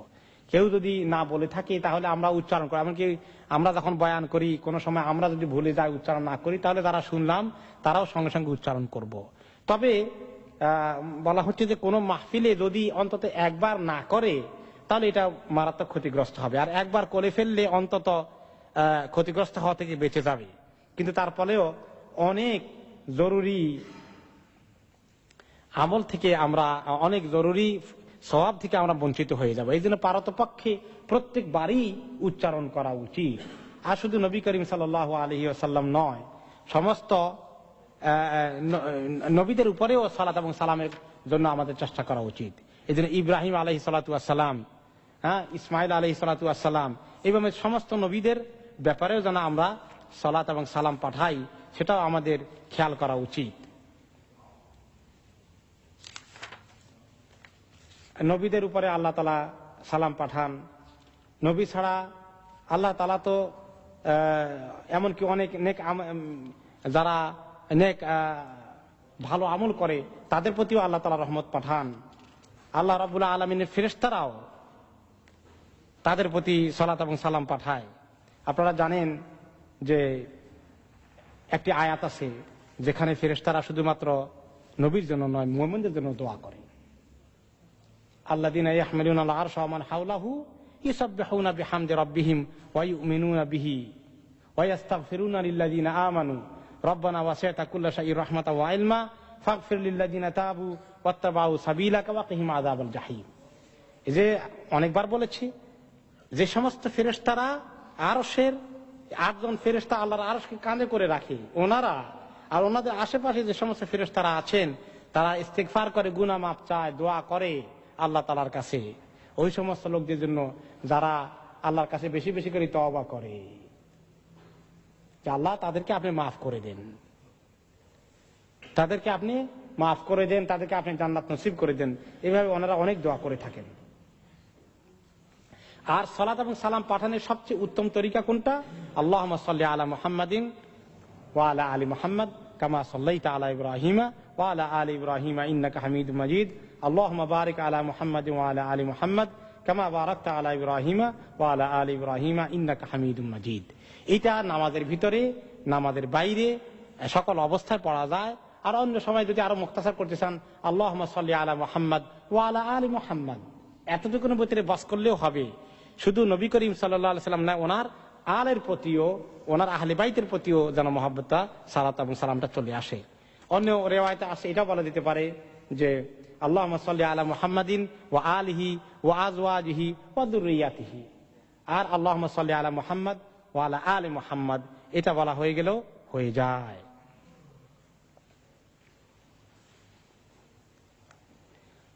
এখন এই সালাত এবং সালাম যেটা হলো দরুদের আসল কথা, এখান থেকেই দরুদ জিনিসটা আমাদের দেশে প্রচলিত হয়েছে। দরুদের সঙ্গে আর কি যোগ হয়েছে? মিলাদ। মিলাদ কোত্থেকে আসলো? আর মিলাদের সঙ্গে আবার কি আছে? কিয়াম আছে। এগুলো কোত্থেকে আসে? তাহলে কোরআন এবং হাদিসে যেখানে এই সালাত এবং সালাম সংক্রান্ত এই আয়াতটা হলো কোরআনের মূল আয়াত। আর এটাকে ঘিরে ইমাম ইবনে কাসির রাহমাতুল্লাহ আলাইহি প্রায় সবগুলো হাদিস নিয়ে এসেছেন, যেগুলো সালাত এবং সালাম সংক্রান্ত বিষয়। সাহাবায়ে কেরাম এই তরিকার উপরে আমল করেছেন। এরপরে এখন আমাদের দেশে, উপমহাদেশে একসঙ্গে বসে সমাবেশ করে যে মিলাদ শরীফের আয়োজন করা হয়, এর কোনো ইতিহাস সাহাবায়ে কেরামের জীবনে পাওয়া যায়? তাবেঈদের জীবনে পাওয়া যায়? তাবেঈদের জীবনে পাওয়া যায়? ইমাম আবু হানিফা, ইমাম মালিকের জীবনে পাওয়া যায়? ইমাম বুখারীর সময় এক সময় ঘটেছিল না। হিজরি 600 কত খ্রিস্টাব্দে? 600 হিজরি 600 কত খ্রিস্টাব্দে ইরাকের মৌসেল, হ্যাঁ সরি নাকি 300 কত বছর পরে ইরাকের মৌসেল নগরীতে ইরবিল শহর, মৌসেলের ইরবিল এলাকায় এক বাদশাহ ছিল। সেই বাদশাহ এক ফাসেক প্রকারের বাদশাহ ছিল, ফাসেক ফাজের। মুসলমানদের ওই সময় শরীয়তের তরিকায় রাষ্ট্রীয় শাসন ব্যবস্থা চলতো, কিন্তু এই লোকটি, লোকাল শাসকটির চরিত্র বেশি ভালো ছিল না, ফাসেক প্রকৃতি ছিল। কিন্তু সে তার জনপ্রিয়তাকে একটু পাওয়ার জন্য, বাড়ানোর জন্য সে কি করলো, এলাকার কিছু দিয়ে একজন দরবেশ মার্কা লোক ছিল, তাদের এলেম ছিল না, বেদাতি মার্কা দরবেশ ছিল, তার সঙ্গে তাকে নিয়ে এসে সে সর্বপ্রথম 12ই রবিউল আউয়াল এই মিলাদ মাহফিলের অনুষ্ঠানের আয়োজন করে। এবং সেখানে এরকম দাঁড়ানো, ইয়া নবী সালামু আলাইকা, সিন্নি খাওয়া থেকে আরম্ভ করে সে সেখানে হাজার হাজার লোককে এই মিলাদ উপলক্ষে খাওয়া দাওয়ার ব্যবস্থা করেছে। এবং মানে সেটা এক ধরনের সেলিব্রেশন হয়েছে। যে সেলিব্রেশন, যে উদযাপন, মিলাদের উদযাপন ওইখান থেকে যে শুরু হয়েছে, এরপরে যারা যারা বেদাত করে পৃথিবীতে যেখানে যেখানে বেদাত ছড়িয়ে গেছে, ওইখান থেকে এই মিলাদের বেদাতটা ছড়িয়ে পড়ে। এবং সেখান থেকে এটা আমাদের উপমহাদেশে আসে। এবং সেই 12ই রবিউল আউয়াল মিলাদুন নবী নামে আমাদের দেশে বাৎসরিক ছুটি পর্যন্ত দিয়ে দেওয়া হয়। তো কেউ কেউ বলছে, আমাকে যখন আলোচনা হয়েছে যে মিলাদুন নবী এটা এইভাবেই, নবী করিম সাল্লাল্লাহু আলাইহি ওয়াসাল্লাম নাম এইভাবে করা ঠিক না, দরুদ শরীফ ইন্ডিভিজুয়ালি পাঠান, কিন্তু এরকম 12ই রবিউল আউয়াল মিলাদুন নবীর ফাংশন করা ঠিক না। তখন তিনি বলেন যে ফাংশন করা ঠিক না হলে কি আমাদের দেশে ছুটি দেয় নাকি? আমাদের দেশে সরকারের ছুটি দেওয়াটা একটা বড় দলিল হয়ে গেছে। মানুষের কাণ্ড জ্ঞান যে কোথায় যায়। ইসলামের দলিল কোরআন হাদিস না সরকারি ছুটি? লা হাওলা ওয়ালা কুওয়াতা ইল্লা বিল্লাহ। ইসলামের দলিলতে বাপ দাদাও না, সরকারও না। তাই আমি বললাম যে সরকারি ছুটি দেয়, এই সরকারের এলেম কদ্দুর আছে? পাকিস্তান আমল থেকে এ পর্যন্ত শুরু করে যারা সরকার চালিয়েছে সবগুলা আলেম ছিলেন নাকি? আমাদের কিসমতে আলেম সরকার আমরা দেখি নাই কোনদিন, না আমাদের বাপ দাদারা দেখছে। তো কাজেই এরা তো বেদাত করবেই, এটা তো তারা ওস্তাদি আছে। ভালো কোরআন হাদিসের কায়েম করার কথা বলে তার ধারে কাছে নাই, কিন্তু বেদাতের কথা বললে ওই যে ইরবিলের শাসক যেরকম করছিল, আমাদের এই আখেরি জমানার প্রত্যেক দেশের সরকার সেটা করতে রাজি আছে। এরপরে সিন্নি খাবার রেওয়াজ মিলাদের যেখানে আছে সেখানে কিছু খাওয়া দাওয়ার ব্যাপার আছে, আছে কিনা বলেন তো? মিলাদের সঙ্গে খাওয়ার একটা অবিচ্ছেদ্য সম্পর্ক হয়ে আছে। হ্যাঁ, মিলাদ হয় জিলাপি থাকবে, নয় মিষ্টি থাকবে, না চিনি থাকবে, নয় বিরিয়ানি থাকবে, হ্যাঁ কিছু না কিছু তো থাকবেই। খাওয়া দাওয়ার এই প্রসঙ্গ, তাহলে এটা মিলাদের নামের এটাই প্রমাণ যে এগুলো মানুষের মন গড়া তৈরি করা অনুষ্ঠান। এইগুলোর সঙ্গে নবী করিম সাল্লাল্লাহু আলাইহি সাল্লামের কোনো সম্পর্ক নেই, সাহাবায়ে কেরামের নেই, তাবে তাবেঈন, আইম্মা মুজতাহিদিনের, কোন আহলে সুন্নাত ওয়াল জামাতের ইমামের কোনো সম্পর্ক নেই। এগুলো সম্পর্ক বিদআতীদের সাথে। এরপরে আরো হলো যে এবারে কিয়াম করো, কতক্ষণ দাঁড়িয়ে দাঁড়িয়ে দরুদ শরীফ পড়ে, এরপরে কিছুক্ষণ পরে দাঁড়িয়ে যেতে হয় বসে বসে পড়ার পরে। কেন দাঁড়ায় বলেন তো? নবীর রূহ হাজির হয়ে গেছে, এই জন্য এখন বেয়াদবি হয়ে যাবে বসে থাকলে, এখন দাঁড়িয়ে যেতে হবে। এখন এই যে নবী আসবেন এটা বিশ্বাস করা, ওনার রূহ চলে আসবে, এটা কিভাবে পাওয়া গেলে? এর প্রমাণ কি কোন কোরআনের আয়াতে আছে না কোন হাদিসে আছে? নবী করিম সাল্লাল্লাহু আলাইহি ওয়াসাল্লাম রূহ কখন কিভাবে আসে তিনি তো বললেন যে আমার কাছে যদি সালাম পাঠানো হয় তাহলে আমি, আল্লাহ তাআলা আমার রূহ ফেরত দেন ওই জায়গায় পৌঁছাই দেওয়ার ব্যবস্থা করেন। তাবলুগনি, আমাদের সালাম ওনার কাছে পৌঁছে, উনি আমাদের সালাম নিতে আমাদের মাহফিলে আসেন না, উনি বললেন একটা, আর এরা বানাইলো কোনটা? আরেকটা। তাহলে ওনার প্রত্যেকটি কথাকে কিভাবে উল্টা করা হচ্ছে লক্ষ্য করে দেখেছেন? কাজে এইরকম এই যে দাঁড়িয়ে এই যে কেয়ামের যে আয়োজন করেছে, এই জিনিসটা কি তাহলে ছোটখাটো জিনিস না অনেক বড় অপরাধ? এরপরে শুধু তাই নয়, এর পাশাপাশি কি করতে হবে? একটা চেয়ার খালি রেখে দেয় কোনো কোনো জায়গায়। চট্টগ্রামের কোন কোন এলাকায় বিশাল বিশাল চেয়ার সাজিয়ে গুজিয়ে রাখা হয়, খালি রাখে, ওটা কেউ বসে না। কারণ হলো যে তিনি যে আসবেন, এই মিলাদ মাহফিল শুরু হয়ে গেলেই তিনি চলে আসবেন, তো উনি দাঁড়িয়ে থাকবেন কোন জায়গায়? ওনার জন্য ভালো একটা চেয়ার সাজাই রাখতে হবে। তাহলে এগুলা নাম এলেম না জাহালাত? মূর্খতা। জাহালাতের বাংলা কি? মূর্খতা। এগুলো যারা বলে এরা মূর্খ, কোরআন হাদিসের জ্ঞান থেকে তারা কি বঞ্চিত। তো কেউ কেউ বলবে যে মূর্খকে আপনি বললেন, দেখতে এত সুন্দর জাব্বা জুব্বা আছে, দাড়ি তো আপনার থেকে বেশি লম্বা হয়ে যেতে পারে, পাগড়ি তো আর কোন মাপি শেষ করা যাবে না, মাশাআল্লাহ, লেবাস পোশাক আল খেল্লা লাঠি মানে চমকদার অনেক কিছু আছে আর কি। মানে এমন ভেলকি, মাঝে মধ্যে টুপির বাহার দেখলেও এইগুলো হয়ে গেছে মানে লক্ষণ, মানে মানুষের এলেম থেকে বঞ্চিত রাখার কারণে আল্লাহ তাআলা তাদেরকে এগুলো দিয়ে ব্যস্ত রেখেছে। আর সাধারণ পাবলিক যারা এই এলেম কালামের চিন্তা করতে চায় না, সহজে কতক্ষণ সুর দিয়ে এগুলো পড়বে, তো ভালোই তো লাগে। সুর গাইলে সবারই ভালো লাগে। ছোটকালে পুঁথি যখন পড়তো দেখছি আমাদের গ্রামে, ও পুঁথির মধ্যে সবাই সুর দিয়ে পড়তো, ভালোই লাগে যে কোনো সুর। আবার এটার সঙ্গে যদি গরম গরম জিলাপির খবর থাকে, তাহলে এই মাহফিল মিস করে কেমনে? আর এটা হইতে গেলে বাধা দিতে গেলে আর ভালো লাগে নাকি? আর মিলাদ শরীফ উঠে গেছি, মিষ্টিও খাইতে পারি না, জিলাপিও খাইতে পারি না। হ্যাঁ, তো এইগুলো খাওয়ার জন্য প্রচুর লোক আছে, এইগুলো সিন্নি খাওয়ার জন্য, বিরিয়ানি খাওয়ার জন্য, আখনি খাওয়ার জন্য। হ্যাঁ, মানুষের অভাব নাই, কারণ এগুলো তো ফ্রি পাওয়া যাবে। এইভাবে করে একটি রসম এবং রেওয়াজ করা হয়েছে। এগুলা শরীয়তের দৃষ্টিতে কি? নবী করিম সাল্লাল্লাহু আলাইহি সাল্লাম বলেছেন, মান আমিলা আমালান লাইসা ফিহি আমরুনা ফাহুয়া রাদ। যারা এমন আমল করে যে আমল আমার নিজের কোনো আমলের মধ্যে পড়ে না, যেটা কথা আমি বলিনি, আমি করিনি, এমনকি আমি করতে বলিনি, সাহাবায়ে কেরামকে বলে আসিনি, এইরকম আমল যারা করে, এই আমলটা রদ। রদ মানে কি? বাতিল, পরিত্যাজ্য। আল্লাহ তাআলা এটা গ্রহণ করেন না। এই সুস্পষ্ট ইলম আমাদেরকে হাসিল করতে হবে। খালি ইখতিলাফ দেখে সরে আসলে হবে না, উম্মতকে উদ্ধার করতে হবে মূর্খতা থেকে।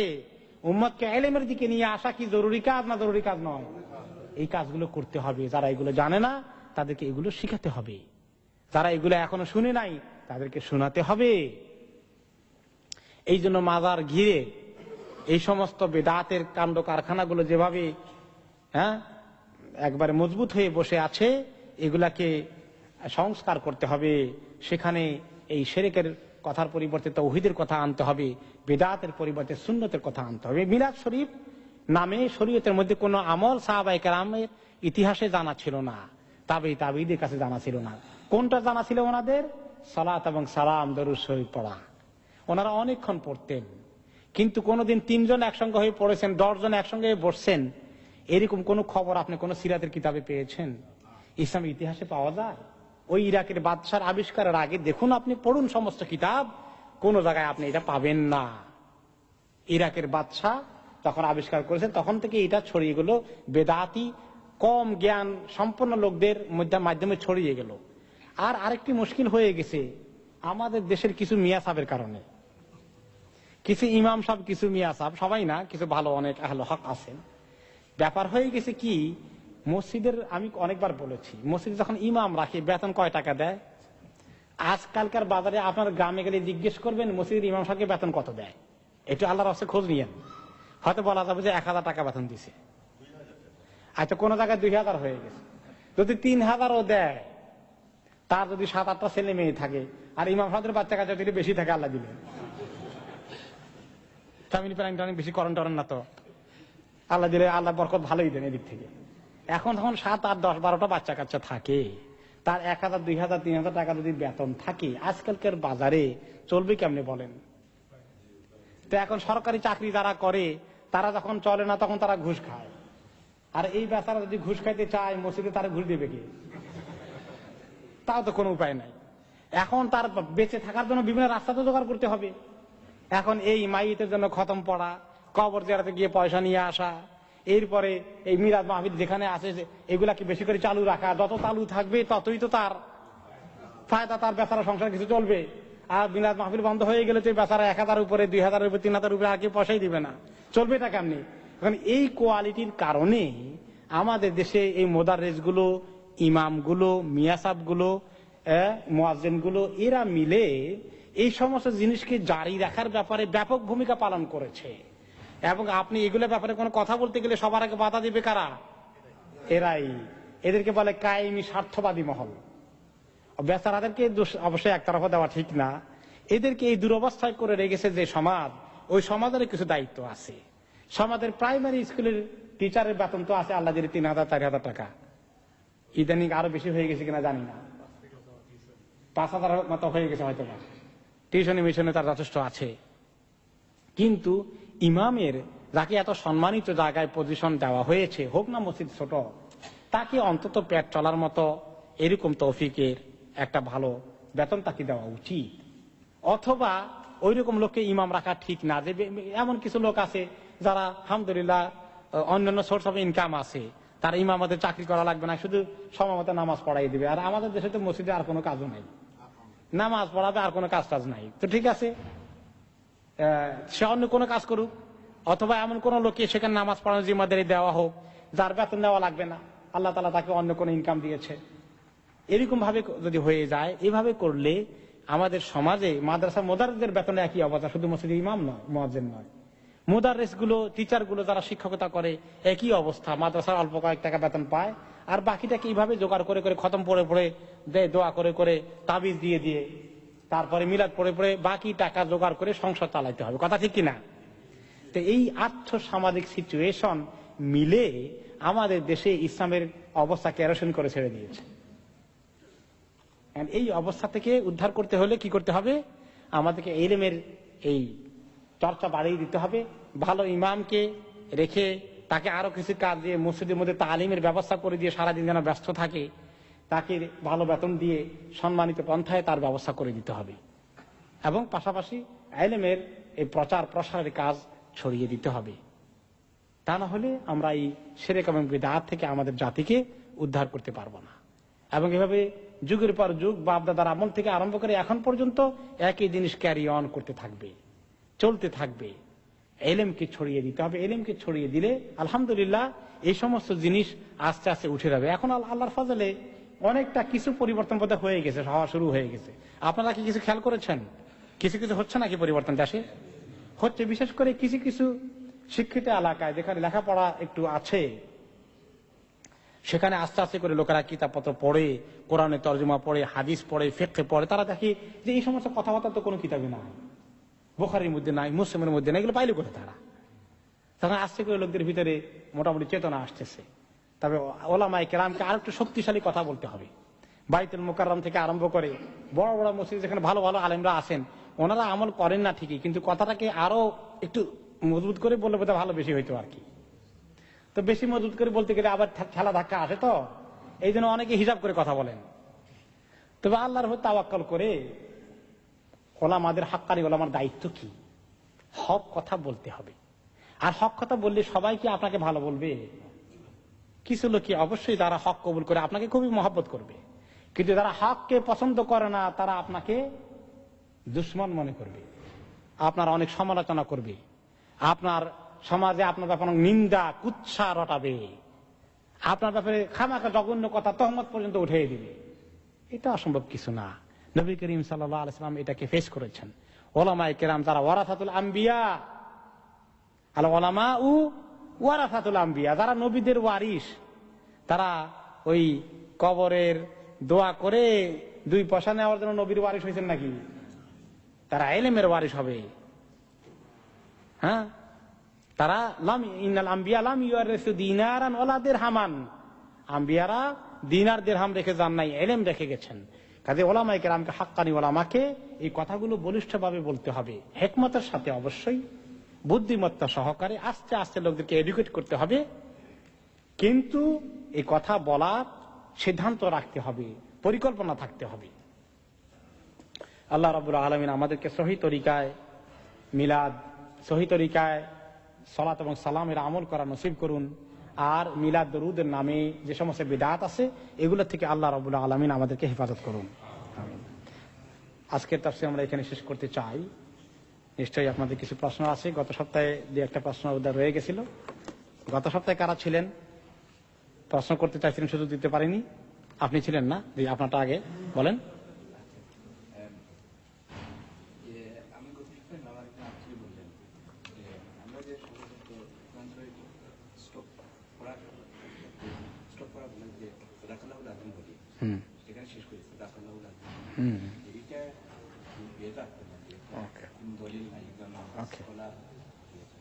ওকে, একজন বলেছেন যে আমরা কোরআন শরীফ যখন তেলাওয়াত করি কোন এক জায়গায় কোন মাহফিলে, তখন আমরা কোরআন শরীফ তেলাওয়াত শেষ হয়ে গেলে সাদাকাল্লাহুল আযীম বলি বা সাদাকাল্লাহুল আলিয়্যুল আযীম এগুলো বলি। তো এইটা কেউ কেউ বলছেন যে এইটা তো কোরআন হাদিসে এইভাবে বলতে বলা হয় নাই, কাজে এটা বলা বিদআত। এক নম্বরে হলো যে এইটা কোরআন শরীফ তেলাওয়াত করা শেষ হয়ে গেলেই সাদাকাল্লাহুল আযীম বলতে হবে, এরকম কোনো হাদিস নাই, একেবারে জরুরি নয়। কিন্তু কেউ যদি বলতে চায় তাহলে তাকে কতটুকু মানা করতে হবে? মানার ব্যাপারে এমন কোন দলিল নাই। কথাটার অর্থ কি? আল্লাহ তাআলা ঠিকই বলেছেন। সাদাকাল্লাহুল আযীম অর্থ কি? আল্লাহ তাআলা সত্য কথা বলেছেন। তো এখন কেউ কেউ মনে করে যে ভাই তুমি সার্টিফিকেট দেওয়া লাগবে নাকি আল্লাহ তাআলা সত্য কথা বলছেন যে, তো এই জন্য একটু মানায় না, বেমানান লাগে। আর কোরআন হাদিসে নাই খামাখা বলা দরকার কি? তো এই যদি কেউ যদি না বলে ঠিক আছে, এটাই ভালো। এখন কেউ যদি বলে ফেলে তাহলে কথাটা অবশ্যই এমন জঘন্য অন্যায় তো কিছু না। এখন এটা বলে ফেলছে এই জন্য সেটা একেবারেই অন্যায় হয়ে গেছে এমনও মনে করার কোনো কারণ নেই। কেউ কেউ সেটাকে আবার বলছেন যে এইটা না বলে তার পরিবর্তে সুবহানাল্লাহ আরেকটি শব্দ এসছে, শব্দটা এখন আমি ভুলে গেলাম এই মুহূর্তে। সুবহানাল্লাহ, যার মনে ছিল। এক সাহাবীকে নবী করিম সাল্লাল্লাহু আলাইহি ওয়াসাল্লাম বললেন, সম্ভবত উবাই ইবনে কাব রাদিয়াল্লাহু আনহু অথবা আব্দুল্লাহ ইবনে মাসউদ রাদিয়াল্লাহু তাআলা, দুইজনের ঘটনাই আসছে যে নবী করিম সাল্লাল্লাহু আলাইহি ওয়াসাল্লাম আমাদেরকে বলছেন যে আমাকে একটু কোরআন তেলাওয়াত করে শোনাও। ও শব্দটা এখন মনে পড়েছে আমার, হাসবুকা। তো সাহাবী অনেকক্ষণ ওনাকে কোরআন শরীফ, উনি বললেন যে আমি কোরআন শরীফ আপনার উপরে নাজিল হয় আর আমি বুঝি আপনার তেলাওয়াত করে শোনাইতাম। তিনি বললেন যে আমি আরেকজনের সুন্দর তেলাওয়াত শুনতে আমার খুব ভালো লাগে। তো সাহাবী ওনাকে তেলাওয়াত করে শোনাইলেন। পড়তে পড়তে যেখানে একটা সাংঘাতিক অর্থবহ কথা আসছে যেটা নবী করিম সাল্লাল্লাহু আলাইহি ওয়াসাল্লামের হৃদয়ের মধ্যে খুব রেখাপাত করলো, ওনার চেহারা দিয়ে চোখে দিয়ে টপ টপ করে পানি পড়তেছে, দাড়ি মোবারক ভিজে গেছে এবং তিনি আর সহ্য করতে পারতেছেন না। পরে সাহাবীকে বললেন হাসবুকা। হাসবুকা মানে হলো যে হয়ে গেছে, কেফা, যথেষ্ট হয়ে গেছে, এখন থামো, আর লাগবে না। হাসবুকা অর্থ হলো যে থামো, হয়ে গেছে, আর লাগবে না। এখন কেউ কেউ বলেন যে সাদাকাল্লাহুল আযীম পড়া বিদআত, তার জায়গায় সুন্নত হচ্ছে হাসবুকা পড়া।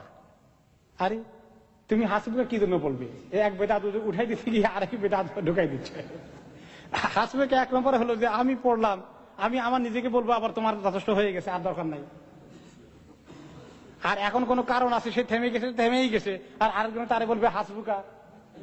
মানে এই পাগলামি আর কি। তো এইগুলো নিয়ে বাড়াবাড়ি করার কোনো দরকার নেই। যদি মনে চায় কেউ বলতে পারে, কিন্তু বলা জরুরি এইটা মনে করাটা ঠিক নয়। বলা জরুরি এইটা মনে করাটা ঠিক নয়। এই জন্য এইটা যাতে লোকেরা জরুরি মনে না করে, এই জন্য আমি সাধারণত পড়ি না, যাতে করে লোকেরা জরুরি মনে না করে। অন্তত আমার থেকে দেখলো যে এটা পড়া জরুরি নয়। কিন্তু কেউ পড়ে ফেললে এটা গুনাহ হয়ে গেছে, এমন কিছু বলার কোনো অবকাশ নেই। আর কোনো প্রশ্ন আছে? গত সপ্তাহের হাত ছিল কারো বাকি? ওকে, গত সপ্তাহের হাত ছিল নাকি কারো? নাই। আচ্ছা, আমি গত সপ্তাহ ছিল আপনার, জি সেটা। হুম হুম হুম হুম ওকে, হ্যাঁ।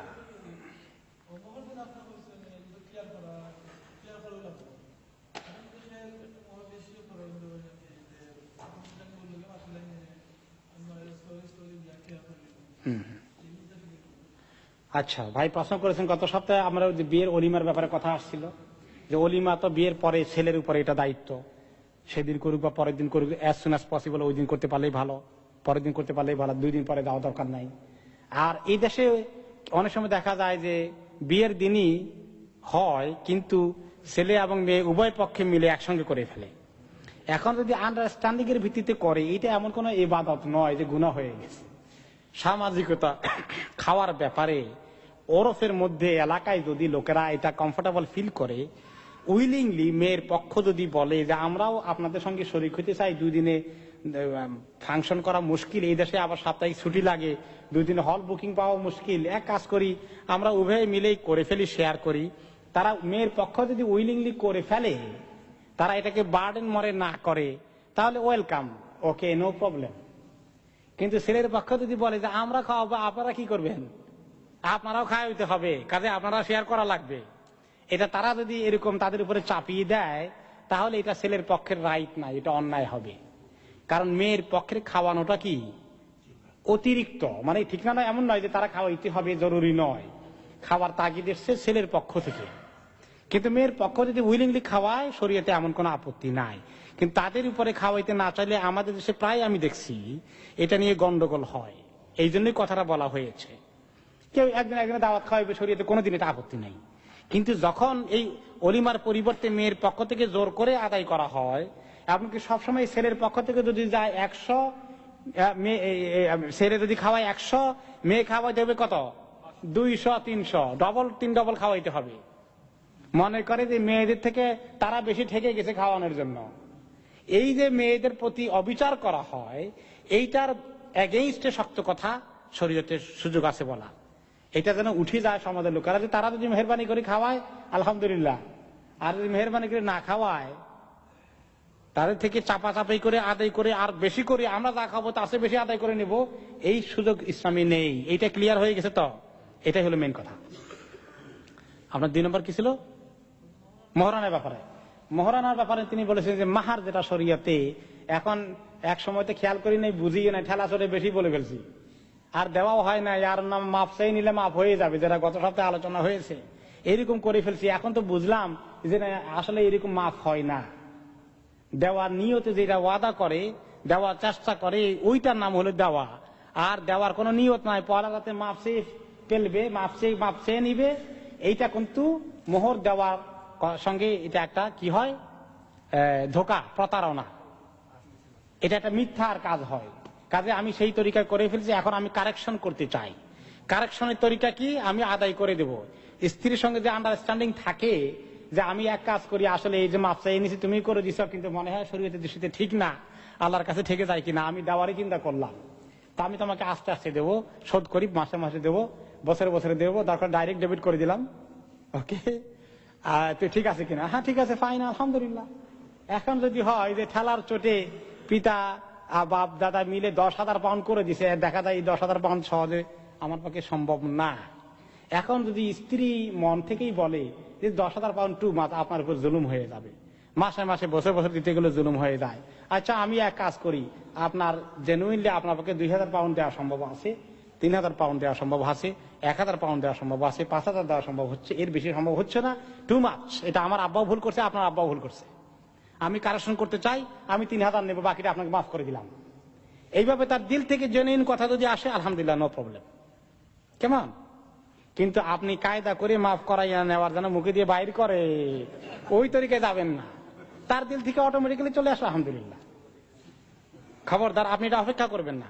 আর পুরোটাই মাফ হয়ে যাওয়া এটা ঠিক না, তাহলে তো মোহর দেওয়াই হলো না। এই জন্য আপনি চেষ্টা করবেন যে আমি দেব। আমি বলছি যে যদি জেনুইন কেস নয়, অন্যায় ভাবে খামাখা 20,000 পাউন্ড লিখে বসে আছে, দেশের ভিতরে 10 লাখ টাকা লিখে বসে আছে আননেসেসারি, ওই কেসে বলছি এরকম। তা না হলে আমরা কেউই চিন্তা করবো না যে স্ত্রী কিছু মাফ করবে, কিছু দেবে, এইটা চিন্তাই মাথা রাখা দরকার নাই।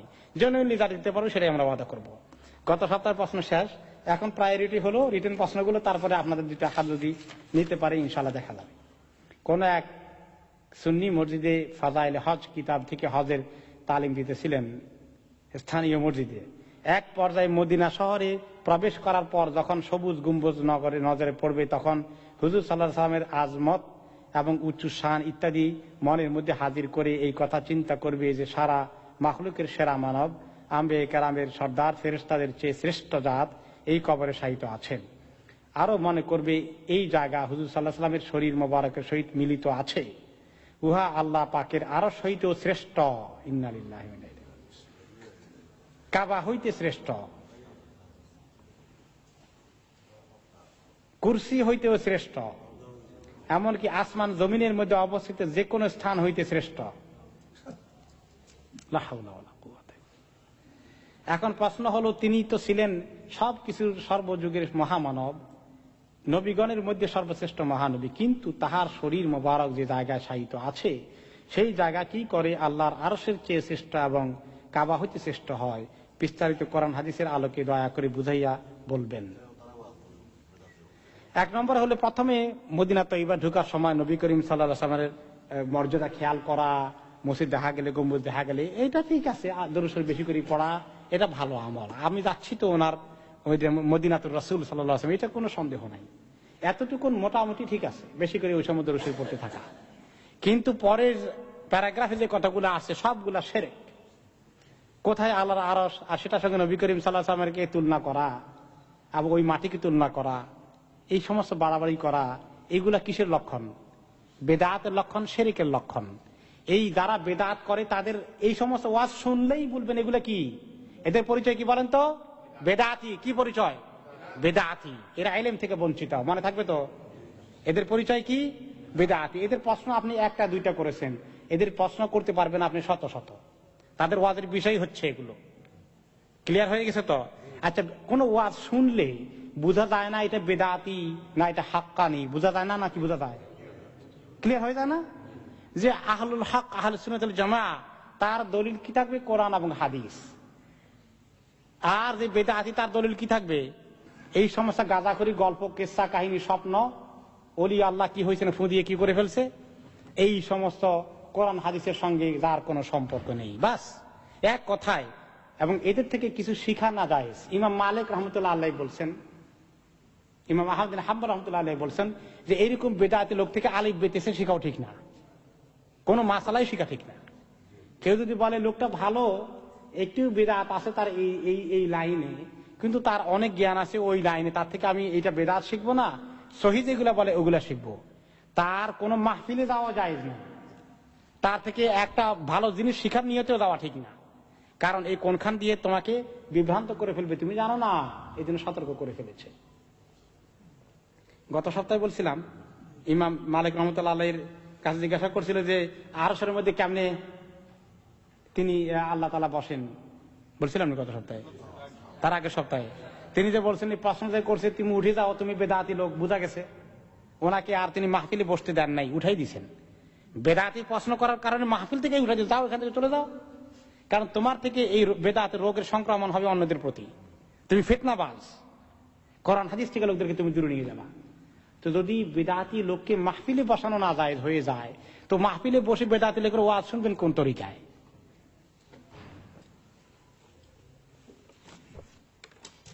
কাবা ঘর প্রথম দেখলে যে দোয়া করবে তাই কবুল হবে, শুধু কি জীবনে প্রথমবার না প্রতিবার কাবা ঘরে যাওয়ার সময় 1400 ব্যক্তি বা পরিবারকে সুপারিশ করে জান্নাতে নিতে পারবে, এটা কি ঠিক? কাবা ঘর দেখলে দোয়া করা এটা ভালো লক্ষণ, ঠিক আছে, এটা ভালো, আমল করা যেতে পারে, যতবার দেখা হয় ততবারই আমল করতে পারেন, কোনো অসুবিধা নাই।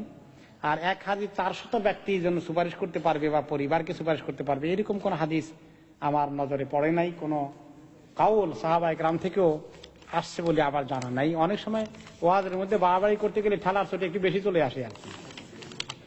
আর কোনো কোনো কিতাব আছে মাশাআল্লাহ, এগুলাই বিষয়। ওই যে বলছি বিদাতি আলেমদের কাছে পাবেন, তাদের কিতাবের মধ্যেই পাবেন এই সমস্ত কথা, অতিরিক্ত ফজিলত যেগুলো হাদিসেও নাই, কোরআনেও নাই। কোরআন হাদিসে ফজিলত যা আছে তা কি কুলায় না? আমাদের ফজিলত বাড়াইতে হবে নাকি কিছু? এক লোককে জিজ্ঞাসা করা হলো, এই মিয়া তুমি যে ওই মিথ্যা হাদিস বানায় আর কি, কোরআনের বিভিন্ন সূরার নামে মিথ্যা হাদিস বানায়, যে অমুক সূরা পড়লে এত সওয়াব, অমুক সূরা পড়লে এত সওয়াব, অমুক সূরা পড়লে এত ফজিলত, আন্দাজে খালি বানাইছে, বসে বসে লিখছে। হ্যাঁ, লক্ষ লক্ষ ফজিলতের কথা খালি আছে। কয়েকটা সূরার কিছু ফজিলত আছে, যেমন ফাতিহার ফজিলত এসেছে, সূরা আল বাকারার ফজিলত এসেছে, সূরা ইয়াসিনের ফজিলত এসেছে, সূরা মুলকের ফজিলত এসেছে, এইভাবে করে সূরা তিন কুলের ফজিলত এসেছে কিছু কিছু সূরা। কিন্তু প্রত্যেকটি সূরারই একটা ফজিলত আছে, তিনটা ফজিলত আছে, 10টা ফজিলত আছে, এরকম সব সূরার ব্যাপারে কিন্তু নাই। কিন্তু কোন কোন কিতাবে দেখবেন যে প্রত্যেকটা কোন সূরাই ফজিলত ছাড়া বাকি নাই, সবগুলোর মধ্যে লিখে রাখছে কাহিনী। তো এইগুলা ফজিলত যারা বানাইছে বসে বসে, ওদের একজনকে ধরে আনা হয়েছে। একবার ধরে তাকে জিজ্ঞেস করলো, এই তুমি এত ফজিলত যে বানাইলা, এই সূরা সবগুলোর ব্যাপারে পাইছো কই? কয় আমি দেখলাম যে লোকেরা কোরআন শরীফ বেশি পড়ে না। বলে কি পড়ে? কেউ কেউ পড়ে ইবনে ইসহাক, ইবনে হিশামের উস্তাদ যিনি সিরাতে কিতাব লিখছেন, যে কেউ কেউ পড়ে খালি ইবনে হিশামের সিরাত পড়ে, ইবনে ইসহাকের, আর বাকি লোকেরা খালি ইমাম আবু হানিফার ফিকহ পড়ে কিতাব বসে বসে, কোরআন শরীফ বেশি পড়ে না। তা আমি চিন্তা করলাম যে ফজিলত যদি বেশি করে বানাই তাহলে তারা সবাই কোরআন শরীফ বেশি করে পড়বে। ভালো কাজ করছো, নাউজুবিল্লাহ। তাকে যে বলা হয়েছে তখন তাকে বলা হলো, আর তুমি কি এই যে কাম করলা, হাদিস যে বানাই দিলা, নবী করিম সাল্লাল্লাহু আলাইহি ওয়াসাল্লাম বলছেন এই নামে, তিনি বলেন নাই। তিনি তো বলছেন মান কাযাবা আলাইয়া মুতাআম্মিদান ফালিয়াতাবাওয়া মাকআদাহু মিনান নার, যে ব্যক্তি আমার নামে কোনো মিথ্যা কথা বলে হাদিস নামে চালিয়ে দেয়, সেই জন্য জাহান্নামে তার ঠিকানা খুঁজে বাই করে। তুমি যে এই হাদিস শুনো নাই? সে বলে, আরে শুনছি তো। সেটা হলো, আমি যদি ওনার এগেইনস্টে কোনো মিথ্যা কথা বানাই বলতাম, আমি যেটা বানাইছি সব ওনার পক্ষে বানাইছি। লা হাওলা ওয়ালা কুওয়াতা ইল্লা বিল্লাহ। এই জন্য এই যে উলুমুল হাদিস যদি পড়েন, এই সমস্ত ঘটনা রিসার্চ করে করে মুহাদ্দিসিনে কেরাম যোগ করছেন সাবধান করার জন্য। এই ধরনের দাজ্জাল মার্কা লোক পাওয়া গেছে, যারা নবী করিম সাল্লাল্লাহু আলাইহি ওয়াসাল্লাম নামে এরকম উল্টাপাল্টা কাহিনী, ওনার শানে বাড়ানোর ব্যাপারে, ফজিলত বাড়ানোর ব্যাপারে এগুলো করেছে বসে বসে।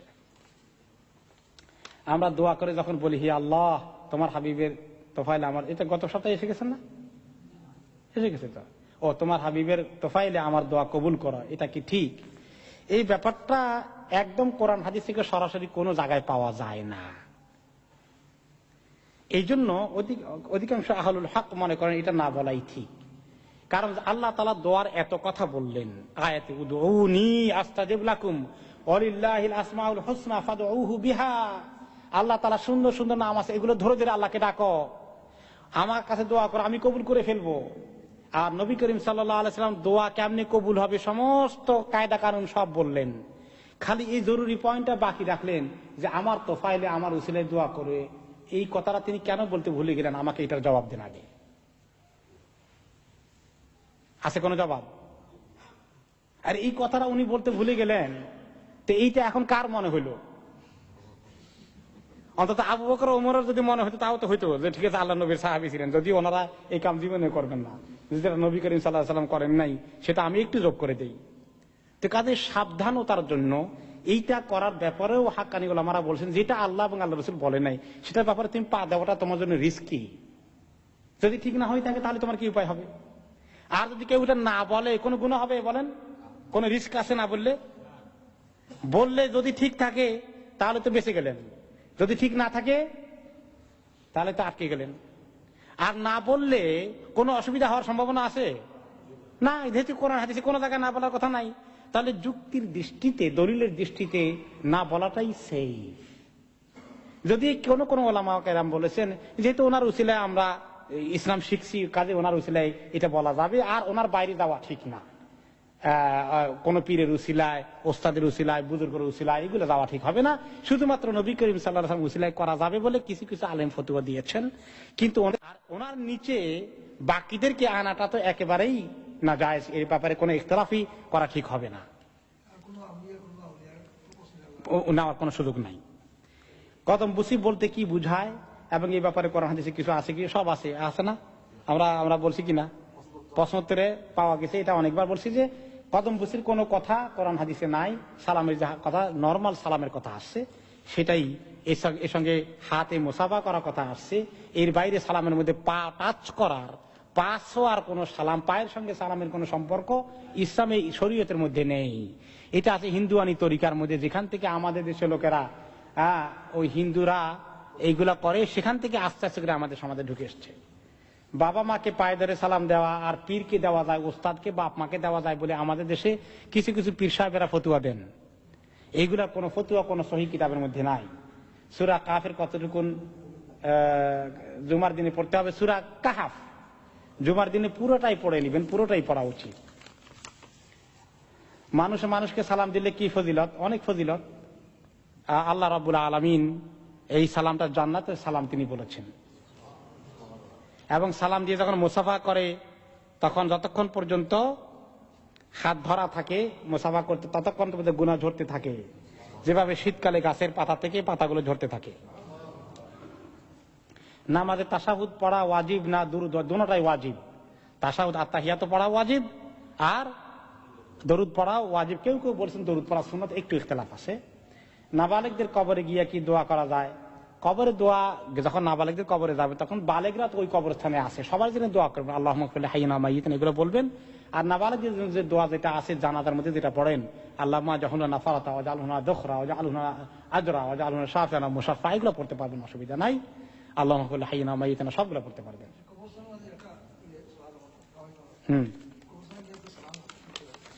কবরস্থানে গিয়ে সালাম আছে, আসসালামু আলাইকুম ইয়া আহলাল কুবুর, এই সালাম, এটাও হাদিসে সাবিত আছে। মুর্দিগানে জবাব দেন বলে আমাদের কাছে কোনো প্রমাণ নাই, কিন্তু আমরা সালাম দেওয়াটা প্রমাণ হাদিসে আছে। জি ঠিক আছে। কবরস্থানে গিয়ে আসসালামু আলাইকুম যে দোয়াটা আছে, এটা সহিহ হাদিস দ্বারা প্রমাণিত। নবী করিম সাল্লাল্লাহু আলাইহি ওয়াসাল্লাম দিয়েছেন। তিনি যেহেতু দিয়েছেন সেই কারণে এটা দলিল, এটা দেওয়া জায়েজ আছে। আর ওনারা সালামের জবাব দেন কি দেন না, এই ব্যাপারে নবী করিম সাল্লাল্লাহু আলাইহি ওয়াসাল্লাম নাও বলেন নাই, হাও বলেন নাই। এটা আমরা আল্লাহর জন্য ছেড়ে দিই, কি বলেন? হ্যাঁ, আমরা যেহেতু আমাদের কাছে ওনারা দেন কোনো প্রমাণ নাই, দেন না এটাও প্রমাণ নাই, তাহলে আমরা বলবো যেটা আল্লাহ তাআলাই ভালো জানেন, কিন্তু আমাদের দায়িত্ব সালাম দেওয়া। আসসালামু আলাইকুম মাইয়িতের জন্য যেমন দেওয়া জায়েজ আছে, হাইয়ের জন্য দেওয়াও জায়েজ আছে। এটা মাইয়িতের জন্য দেওয়াও জায়েজ আছে। এটা প্রমাণ হলো যে কবরস্থানে গিয়ে শুধুমাত্র আমরা ওই সালামটাই দেই না, ওই সালামটা আসলে দোয়া। সালামের অর্থ কি? দোয়া। ওই একটা দোয়া দিয়ে শুরু করি, কিন্তু পরে আমরা অনেক দোয়া পড়ি। কথা বুঝতে পেরেছেন?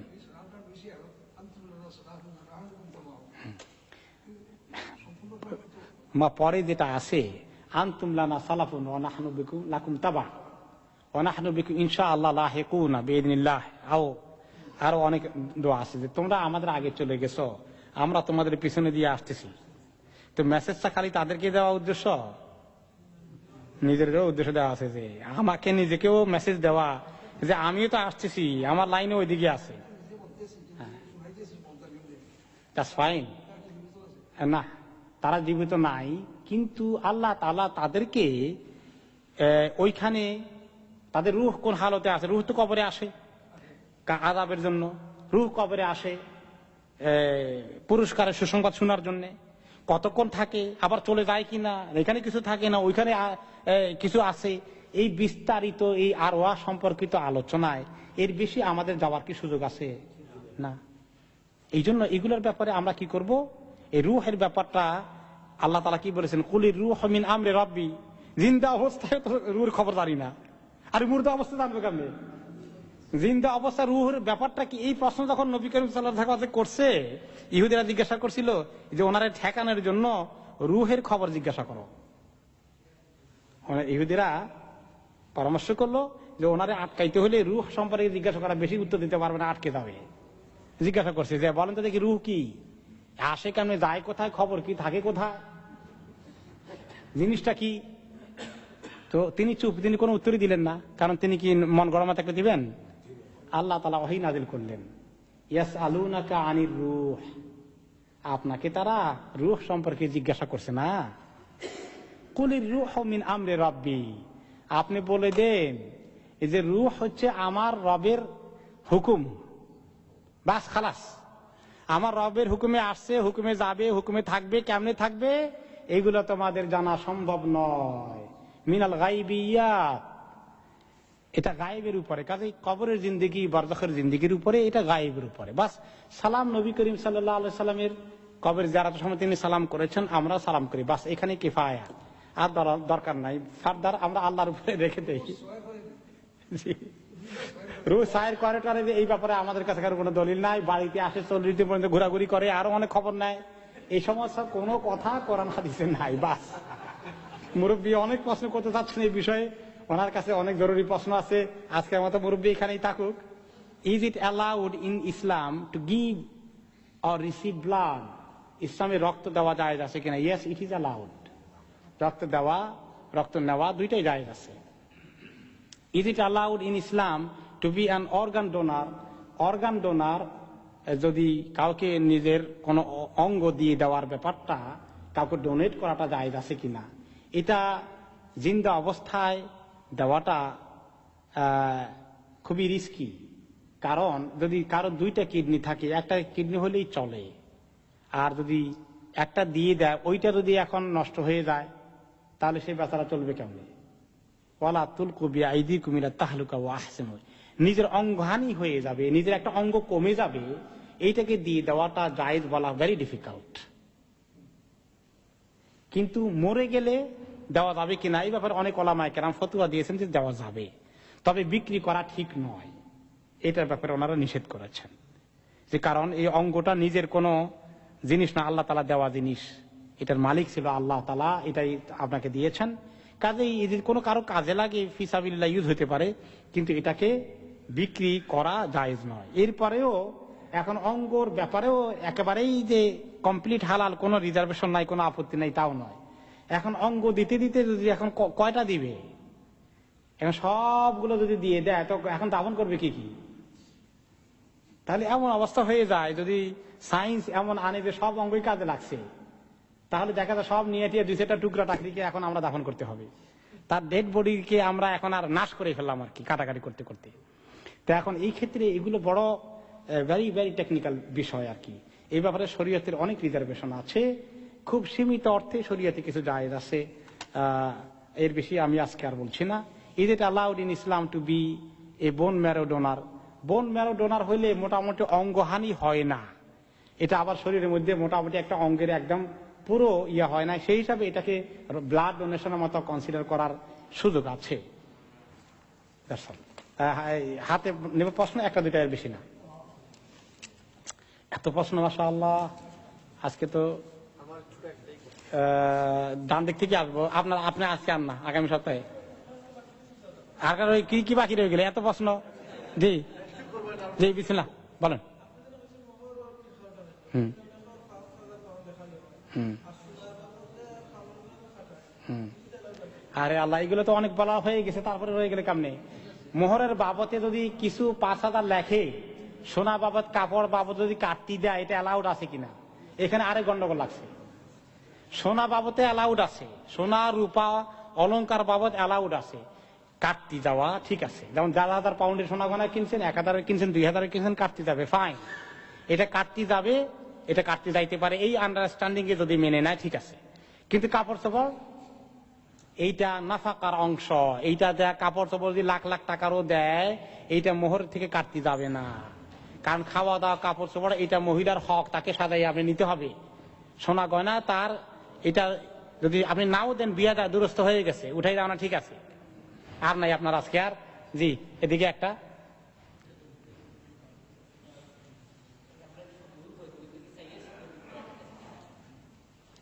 দরুদ যদি পড়ে নবী করিম সাল্লাল্লাহু আলাইহি ওয়াসাল্লামের নামে, তাহলে সাইয়্যিদ যোগ করা যায় কিনা? সাইয়্যিদ যদি কেউ যোগ করে আপত্তির কিছু নাই। এমনি সবসময় নবী করিম সাল্লাল্লাহু আলাইহি ওয়াসাল্লাম সাইয়্যিদ বলেন নাই। আল্লাহুম্মা সাল্লি আলা, আমরা সাইয়্যিদ বলি নাকি? আমরা কি বলি? আল্লাহুম্মা সাল্লি আলা মুহাম্মাদিন ওয়া আলা আলি মুহাম্মাদ, এখানে সাইয়্যিদ নাই, ঠিক আছে। কিন্তু কেউ যদি সাইয়্যিদ বলতে চায়, আল্লাহুম্মা সাল্লি আলা সাইয়্যিদিনা মুহাম্মাদ ওয়া আলা আলি সাইয়্যিদিনা মুহাম্মাদ, জায়েজ আছে কি নাই? জায়েজ আছে। কেমনে জায়েজ হলো?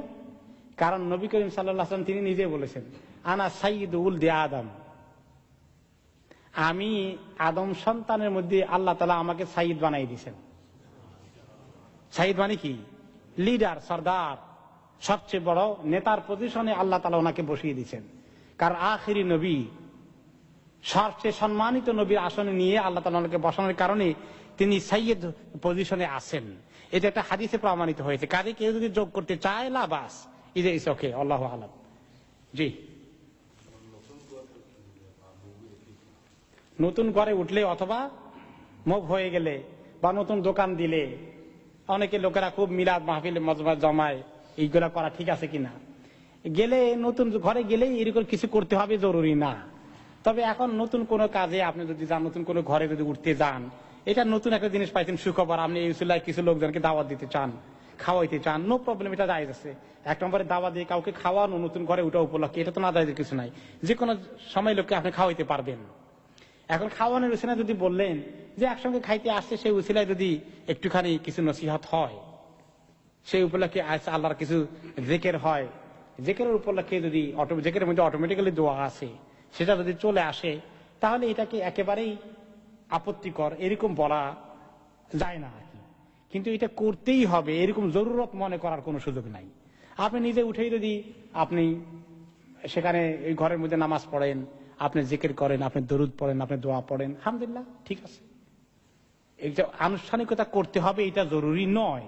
কিন্তু কেউ যদি আত্মীয় স্বজনকে, বন্ধু বান্ধবকে দেখায় যে আমার ঘরটাও দেখলে এক উসিলায়, দোকানটাও দেখলে এক উসিলায়, দোকান ব্যবসা বাণিজ্য আবার কিছু পাবলিসিটিও হয়ে যেতে পারে সেই উসিলায়, আসলো সবাই একটু খাইলো, এবং সেই উপলক্ষে কিছু যদি জিকির নসিহত দোয়া হয়, হয়ে গেল, কিন্তু দোয়াটার আনুষ্ঠানিকতার দিকে না যাওয়া এবং এইটাই মেইন ফাংশন না হওয়া, তাহলে মোটামুটি ইগনোর করা যায়।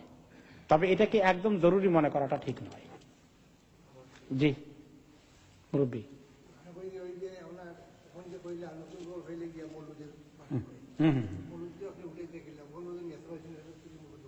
আচ্ছা, বাংলাদেশ থেকে বা এশিয়া থেকে মিনিস্টার আছেন, মারা গেছেন, তার কুলখানি হয়েছে, কুলখানির মধ্যে হাসিনা লাগাই আওয়ামী লীগ পার্টি তারা গ্রামের মানুষ তো গরিব হয়েছে, সম্পদনে করে 500 টাকা করে, তারা তো ইয়ে দিয়ে দিতে কত মদত করে, এরা তারা পয়সা দিতে করে। কিন্তু গ্রামবাদ দিলাম, এরা তো অত বড় বড় আলিম নাই, এই যে দেখাই ঢুকে আছে বড় বড় আলিম বলে, এরা তো ঠিক আছে। জাযাকাল্লাহ খায়রান। মুরব্বী প্রশ্ন করেছেন যে মৌলুদ যেভাবে কি বলা যায় প্রতিষ্ঠিত হয়ে গেছে, এস্টাবলিশড হয়ে গেছে সমাজের মধ্যে, নতুন বাড়ি উপলক্ষে, গ্রামে গঞ্জে, শহরে বন্দরেতে আরো বেশি বড় বড় লোকদের কারবে, মন্ত্রী মিনিস্টার মারা গেলে কুলখানি, চেহলাম, চল্লিশা, সেই উপলক্ষে তো মানে বিরাট কাণ্ড।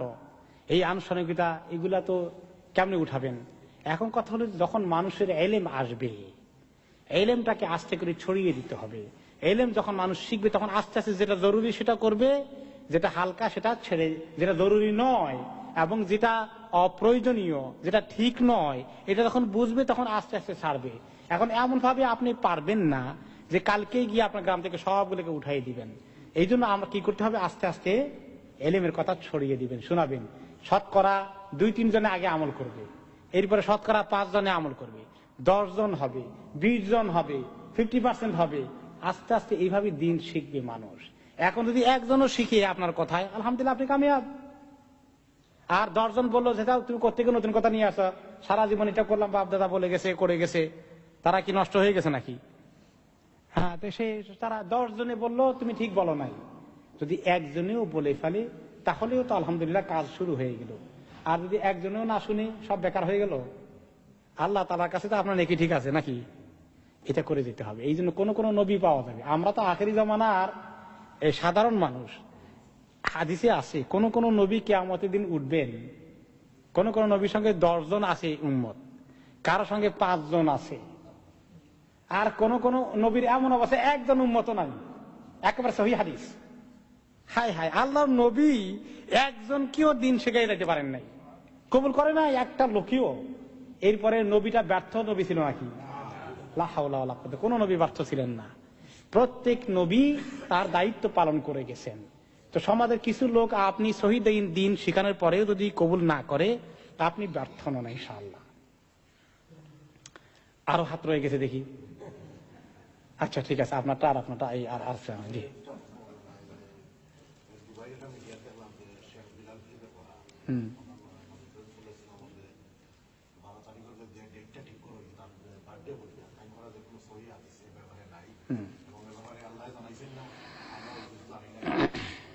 বারাকাল্লাহ ফিক।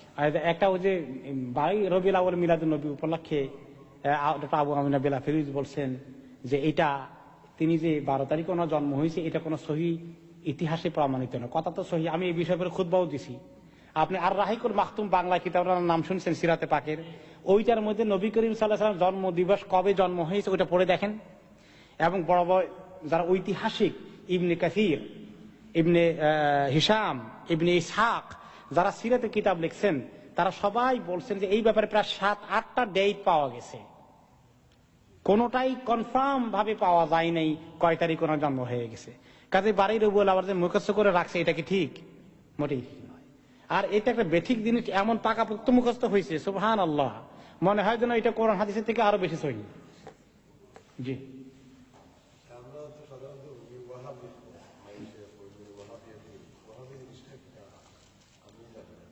উনি বলেন যে আমরা কিছু লোকে বলে ওয়াহাবি এক জিনিস আছে, তো ওয়াহাবি জিনিসটা কি, কাকে গালি দেয়, কি সমস্যা, এটা জানতে চান।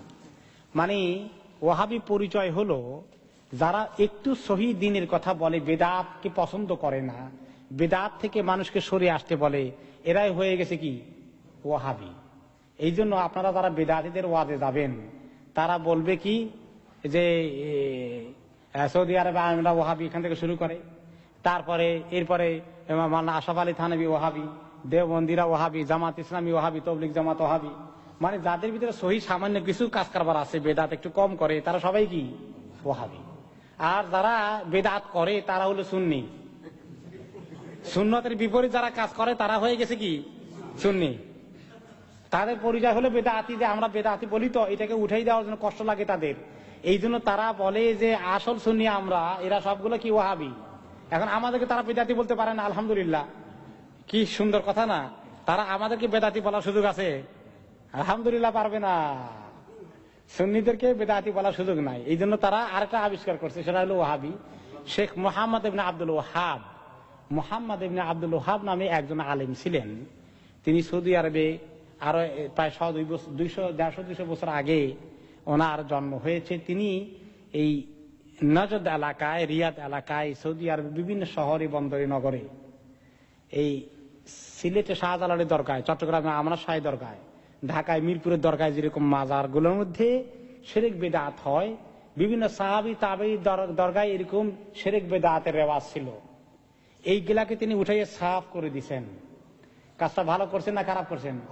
ভালো করছেন। তো এইগুলা যখন উঠাই দিছে, তখন ওই লোকটার নাম হয়েছে মোহাম্মদ, তো তারা ডাকে ওয়াহাবি। আর ওনার তরিকায় যারা মাজার পূজা, পীর পূজা, এইগুলোর বিরুদ্ধে কথা বলে, সবগুলা হয়ে গেছে ওনার নামে ওয়াহাবি। এবার বুঝছেন তো ঘটনা। এখান থেকে আজকে মতো এখানে থাকুক আর না। না, আব্দুল ওয়াহাব, ওয়াহাব আল্লাহর একটা নাম, আর আব্দুল ওয়াহাব ছিল ওনার পিতার নাম। আর ওই লোকটার নাম হলো মোহাম্মদ, মোহাম্মদ ইবনে আব্দুল ওয়াহাব।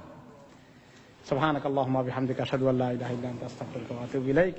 আলহামদুলিল্লাহি রাব্বিল আলামিন ওয়া আকিবাতুল মুত্তাকিন ওয়া সলাতু ওয়া সালামু আলা নাবিয়িনা মুহাম্মদ ওয়া আলা আলিহি ওয়া সাহবিহি আজমাইন। আল্লাহুম্মা আরিনাল হাক্কা হাক্কান ওয়ারযুকনা ইত্তিবা'আহ ওয়া আরিনাল বাতিলা বাতিলান ওয়ারযুকনা ইজতিনাবাহ। সুবহানাকাল্লাহুম্মা বিহামদিকা আশহাদু আল্লা ইলাহা ইল্লা আনতা আস্তাগফিরুকা ওয়া আতুবু ইলাইক। ربنا تقبل منا إنك أنت السميع العليم وتب علينا إنك أنت التواب الرحيم. وصلى الله تعالى على خير خلقه سيدنا محمد وعلى آله وأصحابه أجمعين آمين برحمته.